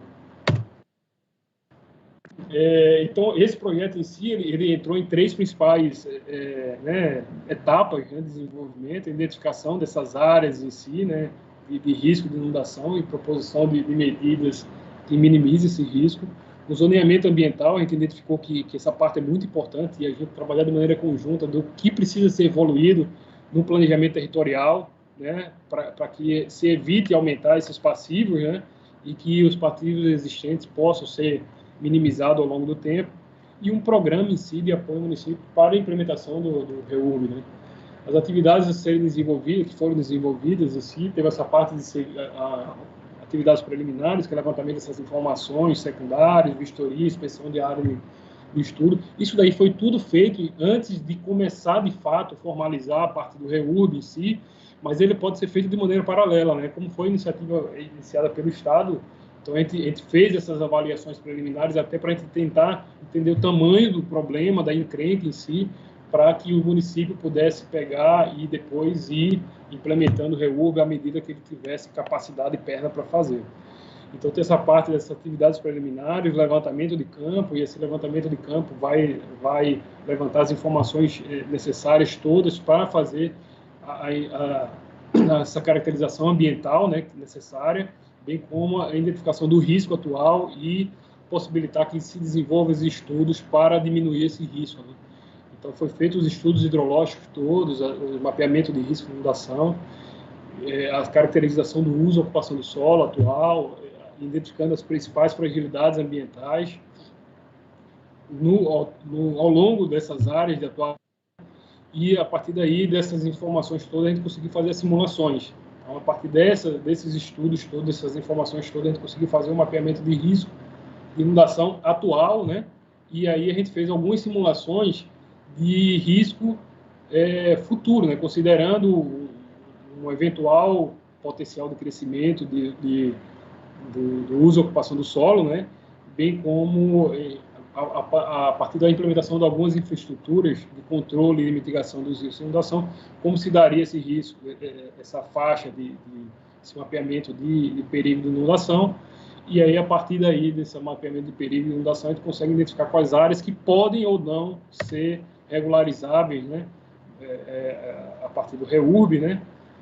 Desde que seja implantado esses projetos todos que estão sendo pleiteados no âmbito desse estudo. Isso aqui é só um exemplo do mapeamento que a gente fez, né? A gente identificou essas áreas todas, áreas rurais, eventualmente que não estavam ocupadas, não área rural, não, porque aqui é meio urbano, mas áreas que não estavam ocupadas, áreas residenciais, áreas industriais. A gente foi fazendo esse mapeamento todo, áreas, unidades de conservação existentes, e aí a gente foi fazendo esse mapeamento, e aí chegou nessa fase seguinte, que é o mapa de risco de inundação. Aqui a gente pode ver é o nível de inundação. Então, por exemplo, aqui é um tempo de recorrência de 25 anos. O tempo de recorrência de 25 anos é como se fosse uma probabilidade de que ocorra essa inundação a cada 25 anos. E aí aqui, por exemplo, sobe esse azul aqui, ele indica que tem mais ou menos um nível d'água de 60 a 80 centímetros de água. A cada 25 anos tem uma inundação que vai ocorrer, subir de 60 a 80 centímetros de água nesse ponto, por exemplo, entendeu? Professor, oi, vou adiantar. Peço licença e desculpa, já estamos em 11h36. Tá, eu vou passar aqui rápido para concluir, tá bom? Obrigado. Aqui, então, esse aqui é um exemplo, isso aqui só a modelagem que a gente fez, né, de inundação, só para vocês terem noção do que foi feito. E aqui são os outros passos que foram seguidos. Eu vou passar para questões práticas em si. Então, a gente fez esse mapeamento de risco de inundação, identificou as áreas de baixo, médio, alto e muito alto risco. E aí, a partir daí, a gente identificou as ações que precisam ser feitas para diminuir esses riscos, né, as intervenções. E aí a gente identificou quais são os projetos em si, né? Esses aqui são uns exemplos de projetos que foram identificados de maneira global, né? Aqui, por exemplo, a gente pensou um dique de proteção, e esse dique de proteção, a ideia é que não fosse só uma barreira, né, na margem do rio, mas algum dique um pouco mais ecológico. Então, a gente pensou um dique que servisse também de contemplação para o rio. que servisse como passagem, que tivesse um mirante, e ele fosse feito com várias vegetações para que ele tivesse acoplado à realidade ambiental. Isso aqui foi uma microdrenagem que precisou ser feita para resolver o problema. Aqui é um outro problema, um outro dique, né? Um dique tipo mureta, tipo aquela mureta da Urca, quem mora aqui no Rio, é como se fosse uma muretinha pequena, que é muito usada na Europa. Isso aqui é um exemplo na Alemanha, que faz com que diminua o risco de inundação de maneira bem simples. E aqui a gente pensou em implantação de ciclovias, tem diques móveis, que isso daqui são diques que a gente monta e desmonta. Então, por exemplo, no caso da Alemanha, aqui onde está passando perto desse carro, tem esse dique que ele monta. Então, quando a gente sabe que vai chegar uma inundação, como tem 10, 16, 20 horas, a gente já monta esse dique todo aqui, que seria nesse trechinho pequeno aqui. E aí, alguns outros exemplos, aquele parque fluvial, a gente pegar essas áreas aqui, deixar uma área de contemplação para o rio, para evitar que seja ocupada. Daqui a recuperação de talude, de margem de rio, que estava desmoronando. E um aspecto muito importante é esse zoneamento ambiental, né, que esteja atrelado ao plano diretor municipal. Isso aqui foi um exemplo de zoneamento, que aqui tem as EIs, tem aqui essa área de resiliência ambiental, seria essas amarelinhas aqui, e essa ARA seria a área de resiliência ambiental. São todas as áreas que tem problema de inundação, por exemplo, que precisam ser feito alguma ação de engenharia para diminuir esse risco de inundação. Então, é bom que mesmo ele resolvendo o problema, a gente fica com isso daqui identificado, que são áreas que naturalmente já tem esse problema de inundação. E aqui, por fim, né, aqui eu identifico exatamente quais são as áreas que podem ser regularizadas. Isso aqui é uma parte importante. Então, por exemplo, essa azulzinha aqui é uma área que pode ser regularizada sem restrição. Então, eu posso começar a regularizar essa área a partir de agora. Essa amarelinha aqui, ela pode ser regularizada com restrição. Essa restrição é o quê? Implantação de algumas intervenções previstas no âmbito do projeto. Então, a partir daí, né, aqui uns exemplos dessas áreas, essa vermelhinha aqui não teve solução de engenharia. Então, essa daqui eu não posso regularizar, então eu vou ter que fazer remoção dessa população aqui. Então, a partir daí, eu consigo ter essa noção geral de quanto seria o custo disso tudo. Só para vocês terem noção, se eu for somar tudo aqui, deu algo em torno de 150 milhões de reais, somando todas essas intervenções aqui, de implementação necessária para resolver esse problema, e boa parte dela está muito relacionada à parte de remoção da população. Isso daqui é só um exemplo de Barra do Piraí em si, que aqui no estado a gente tem esse carta de risco de escorregamento para o estado como um todo, para vários municípios do estado, e Barra do Piraí estava iniciando, baseado nesses pontos todos que existiam de problema de risco geológico, né? E aí, baseado nas potencialidades que ele tinha para a REURB, ele está cruzando essas informações e está tentando evoluir nessa linha. Bem, esse daqui fica meu e-mail para contato. Desculpa ter avançado um pouco no horário aqui, mas estou aberto agora para o debate. Obrigado. Professor Edson, muito obrigado. Não há do que se desculpar, nós é que nos desculpamos pelo tempo tão exíguo, né? Então, olha, vamos aproveitar esse tempo que nós temos e a presença dos dois professores. Vou trazer aqui algumas perguntas do chat. Quem quiser se inscrever também para falar, levanta a mãozinha virtual. E o colega Vinícius Lameira lançou a primeira pergunta no chat. Diz o seguinte: nos requerimentos formulados pelo Ministério Público, a Prefeitura tem exigido que o Ministério Público apresente os documentos técnicos, como planta e memorial do perímetro? Pergunta ele. E eu já acoplo aqui a pergunta também da Bianca Coelho, no seguinte sentido: esse levantamento preliminar de informações para a determinação dos projetos e estudos necessários e para a instauração da REURB é realizado pelo município ou vocês se orientam apenas pelas informações trazidas pelo requerente? Os técnicos em Florianópolis fazem esse levantamento, mas temos sido constantemente questionados pela gestão. E aí eu deixo a critério dos dois professores, ver quem prefere responder. Eu respondo, então. Estão me ouvindo bem? Sim. A gente fica fora do circuito, de repente.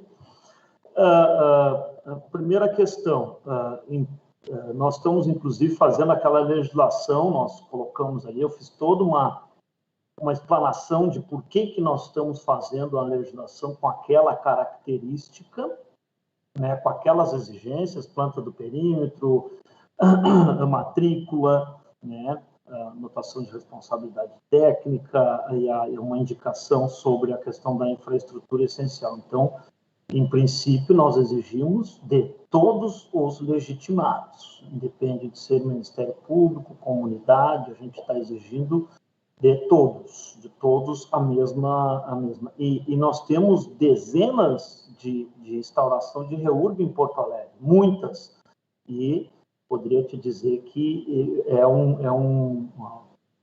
maioria delas, se não todas, foram instruídas com esses elementos. Normalmente nós temos nesses loteamentos, é feita uma topografia prévia, né? E aí depois é que a gente parte para regularização. Então, a maioria deles... Então, essa exigência é para qualquer legitimado, não seria diferente para o Ministério Público, né? O município não pode, o Ministério Público é uma forma, os outros são outras. E nós demos todas as justificativas, né? Explicamos para vocês por que tem que ter a matrícula, por que tem que ter a memorial do perímetro, a questão do ato administrativo, né? Por que tem que ter análise da infraestrutura essencial, né? Tá? Então, a resposta é sim, em tese de todos os legitimados, nós vamos fazer essa exigência, né? Em relação à infraestrutura essencial, vocês viram que numa das exigências nós pedimos que seja feita uma análise dessa infraestrutura essencial pelo requerente, pelo legitimado, porém, nós conferimos, por óbvio, né? Porque quando eu instauro a REURB-S, o cara diz que não tem problema nenhum de drenagem lá, a gente chega lá e tem um problema gravíssimo de drenagem. Então, é uma responsabilidade que o município tem que conferir, então, mas é importante que a gente receba essa informação, porque daí a gente já parte de alguma informação, né? O responsável técnico ele é responsável por aquelas informações também, a gente pode cobrar posteriormente se alguma informação estiver equivocada. Mas, principalmente em relação à infraestrutura essencial, nós fazemos uma análise, né, vem do legitimado a informação, e nós vamos fazer uma revisão disso, porque é uma responsabilidade muito grande instaurar a REURB. Aliás, alguém no chat disse que os municípios têm que estar preparados, é muita responsabilidade, e realmente Tu instaurou a REURB-S, a responsabilidade toda passa para ti, né? De projeto, de obra, de cronograma de obra, então tem que ter muito cuidado com isso. Nós temos uma questão também de lei de responsabilidade fiscal, né? Então, quer dizer, tem essa questão do cronograma de obra, termo de legitimação, de termo de compromisso, né? Para tu assumir um compromisso, tu tem que ter no orçamento, então tem que ter todo um cuidado do município, então nós analisamos também isso. Muito bem. Vou me permitir lançar aqui uma pergunta, antes de passar para as demais que estão no chat. É o seguinte, o professor Edson diz que é importante que o município tenha um foro intersetorial, interdisciplinar para tratar do problema. Então, vamos dizer que eu sou aqui um município que quero começar a trabalhar a REURB, ou sou um promotor de justiça que quero colocar o município nesse caminho. Que equipe mínima a gente precisa ter estruturada no município para que isso possa acontecer, para que a REURB possa andar um pouquinho?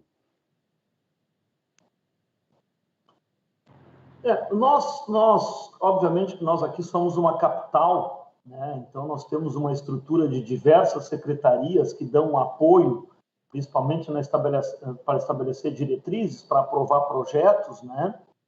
Agora, obviamente que o município tem que ter uma equipe de engenharia, necessariamente, porque agora mesmo nós temos que analisar essa infraestrutura essencial, e essa infraestrutura essencial necessariamente passa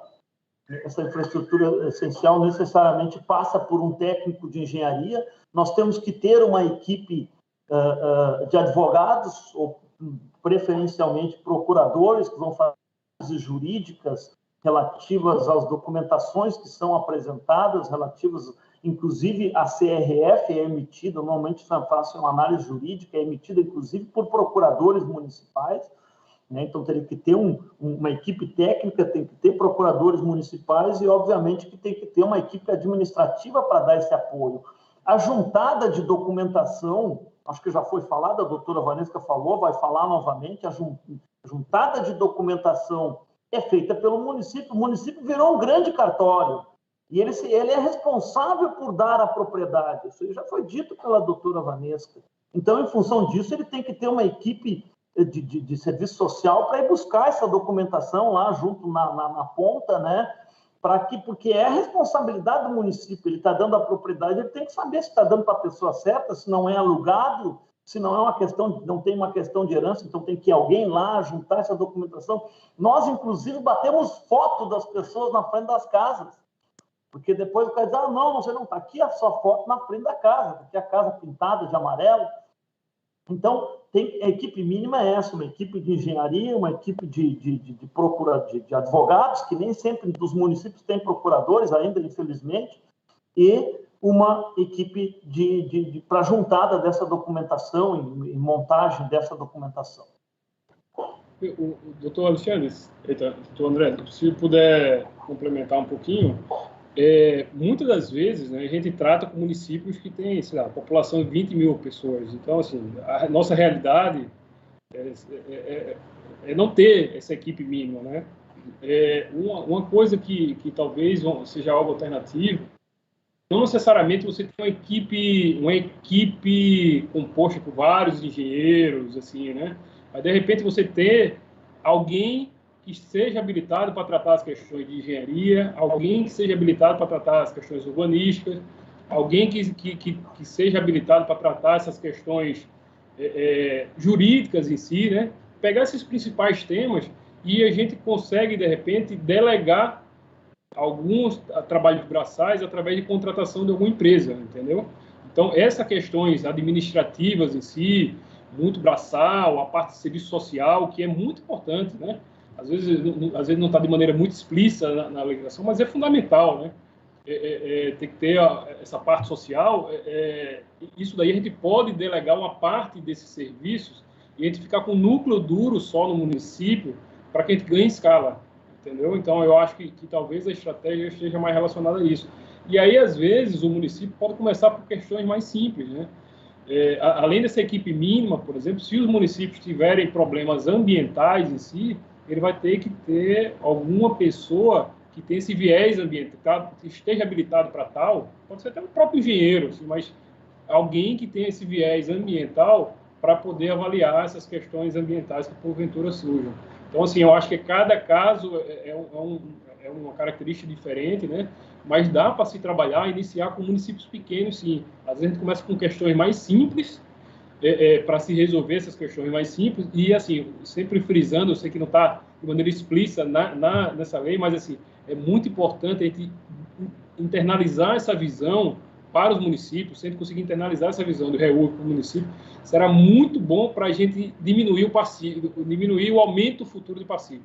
Então, eu acho que isso aí é algo muito importante, e o Ministério Público tem um papel muito importante nesse sentido, porque vocês conseguem chamar o município, né, para conversa, né? E isso aqui no Rio de Janeiro, alguns casos que a gente teve, que iniciou mais relativo ao Ministério Público Federal, foram bem interessantes, mas que a gente vem expandindo para o Ministério Público Estadual também.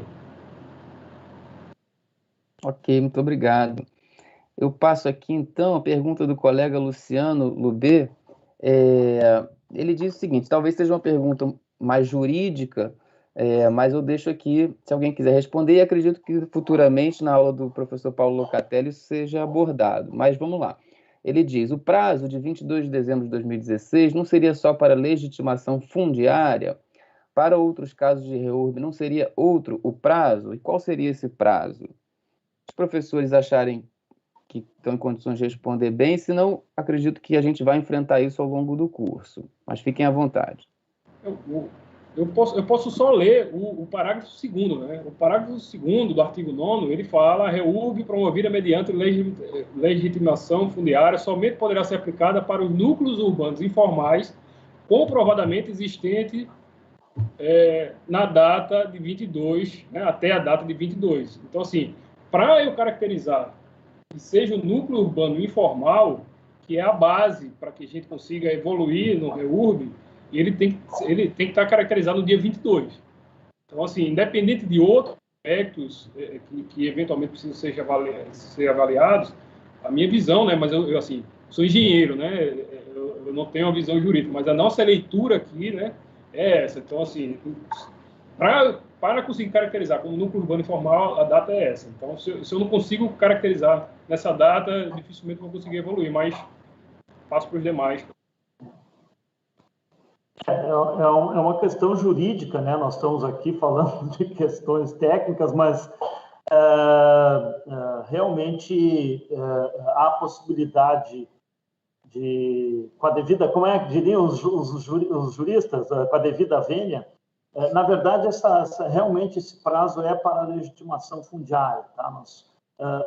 Nós temos a possibilidade de, fugindo desse prazo para questões mais recentes, pensar na legitimação de posse, né? E em outras situações para questões relativas a contratos e coisas que daí independe de prazo, né? Então, salvo o melhor juízo, eu acho que a doutora Vanessa talvez fale nisso oportunamente, ela vai voltar aqui, tá? O prazo é para a legitimação de posse e não há possibilidade de fazer a REURB fora desse prazo, utilizando outros instrumentos que não a legitimação fundiária, tá? Isso. Ok, obrigado. Essa discussão dá pano para manga, muito. Mas em princípio dá para dar a legitimação de posse para situações posteriores a isso, né? Já está consolidado, já está lá, né? Teria que avaliar, né, cada caso. Muito bem. Vou trazer aqui, então, o questionamento do Ricardo Felipe Massinani, se leio bem o sobrenome dele, e acho que ele se refere ao caso que o professor Luciano trouxe ao longo da sua exposição. Diz aqui o Ricardo: não caberia a retificação administrativa da matrícula objeto de uso capião? Acho que ele se refere àquela situação em que a realidade não bate bem com a parte formal do registro. E depois ele segue: não regularizar as edificações no momento da REURB não é empurrar o problema para o futuro e estímulo ao surgimento de mais edificações irregulares? Não seria melhor já regularizar as edificações nesse momento com a elaboração de plantas técnicas e análise de estabilidade? Pergunta o Ricardo. Muito bem, eu já tinha visto até a pergunta dele ali. Em relação, ele tem razão nas duas situações, mas vamos para a vida real, tá? O ideal é isso, né? É a melhor solução. Na retificação, por exemplo, eu tenho uma matrícula errada, eu vou lá e retifico a matrícula e faço tudo de acordo com o que está tecnicamente correto. Mas eu vou citar um exemplo que aconteceu conosco. O cidadão não tinha... Nós tentamos entrar em contato com o cidadão, estava errada a matrícula dele, ele disse o seguinte: eu não tenho interesse em fazer isso. Eu já tenho a minha matrícula, eu já estou matriculado, agora eu vou mudar minha matrícula porque tu acha que a medida não é a mesma. Eu não vou fazer. E a retificação tem que ser pedida por ele, né? A retificação tem que ser feita pelo proprietário. Então, o cara que já tem uso capião tem que concordar. A retificação é complexa, a gente tem que notificar todos os lindeiros, né? Então, não é um processo simples. Eu estou te falando da vida real. O ideal, obviamente, né, Ricardo? Porque, claro, se tu tem uma irregularidade, vamos saná-la. Se a matrícula está errada, vamos corrigi-la, vamos fazer tudo pelo certo. Mas aí o cara diz que não quer fazer. Ele chega e diz assim: não, para um pouquinho, eu já tenho minha matrícula, tu quer retificar a minha matrícula? Eu já tenho, já é meu esse terreno, não, né? Ou como eles dizem, né, no nosso mundo real, já tenho minha escritura, né? Então, o ideal é isso, eu concordo plenamente contigo. Seria a melhor solução, a gente tem que ter as coisas certas, mas aí o que acontece? Eu paro a regularização porque o cara não quer fazer, ou tento fazer, vou ter que entrar na justiça contra ele, dizendo: olha, só tem que retificar. Quanto tempo demoraria isso, né? Então, infelizmente, nós tentamos um caminho prático, que é tentar ajustar, puxa para cá, puxa para lá e tenta ajustar dentro da situação que nós temos. Então, tu tens razão, é a melhor solução, mas nem sempre a gente consegue. E outra coisa, travaria um pouco o nosso processo. Tu ia ter que aguardar um processo que às vezes é demorado para fazer essa retificação. Então, esse é um aspecto prático que eu trago para ti. Tu tens toda a razão, é o ideal, nós temos que fazer. Se está errado, tem que retificar. Agora, o cara não quer, e aí é ele que tem que fazer, daí complica, né? Em relação à questão das edificações, aí eu entro também com uma coisa de vida real. Quando nós regularizamos um loteamento, nós colocamos esse loteamento no mundo formal. Tá? Nós temos uma dificuldade muito grande com as edificações. Muitas das edificações não poderão ser regularizadas dependendo de laudo estrutural. Não tem quem vai dar laudo estrutural, principalmente autoproduzidos, que são aqueles, é o nome bonito que nós usamos aqui no Porto Alegre, que são as ocupações ou as invasões, as favelas, né? Então, muitas dessas casas não poderão ser regularizadas. E aí, nós esperarmos essa questão das edificações é atrasar um outro processo. Por quê? Porque quando nós regularizamos o terreno, nós colocamos aquela gleba no mundo real. A rua passa a ser pública efetivamente. Normalmente, agora nós abrimos matrículas para as ruas, né? Então, essa comunidade já pode pleitear junto ao poder público melhorias. Pavimentação, por exemplo, que não está na infraestrutura essencial, ou uma melhoria de água que porventura possa ser necessária, porque tu colocou aquele núcleo no mundo jurídico. Ele é um núcleo regular, mesmo que as casas sejam irregulares. Então, essas obras, que são obras coletivas, já podem ser pedidas. Nós temos muitas situações aqui que eram negadas determinadas obras, porque não, esse loteamento é irregular. Então, eu opto sempre por primeiro colocar no mundo, né, no mundo real como um loteamento regular, né, certo? Ele a partir daquele momento é um loteamento regular. E aí nós vamos tratar dessas questões das casas, que são questões mais sensíveis, mais difíceis para a gente conseguir, né? Essa questão do laudo estrutural é complexo, né? Eu sou favorável, eu vou batalhar ainda por isso, nós ainda vamos tratar isso aqui com registradores, até com legisladores, se for o caso, porque eu acho que o que o legislador quis com aquela lei que alterou o 247A era ir direto. Então, o que acontece? Esses terrenos que possuem um pavimento, né, um pavimento até 5 anos, que tivesse essa característica, tu poderia colocar no teu projeto e já levar averbava diretamente. Então, lá na tua descrição do memorial descritivo, tu já bota existente uma casa de alvenaria e já poderia averbar essa casa direto, sem precisar de um laudo estrutural. Tu poderia até botar sem avaliação estrutural, bota na matrícula, não tem problema, né?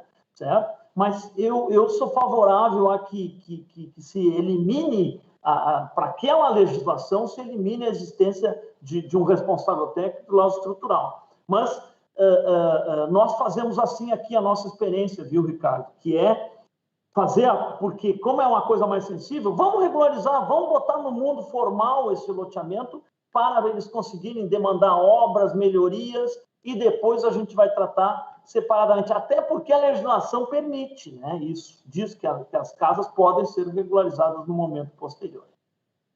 Era isso.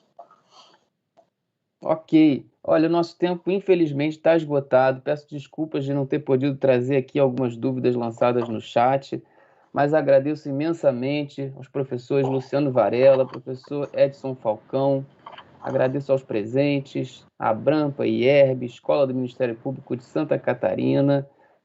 É um grande prazer tocar esse curso aqui com vocês, aprender com vocês. E nos vemos, então, na quinta-feira para a nossa 6ª aula. Muito obrigado, um bom dia a todos e todas. Obrigado. Um abraço, obrigado.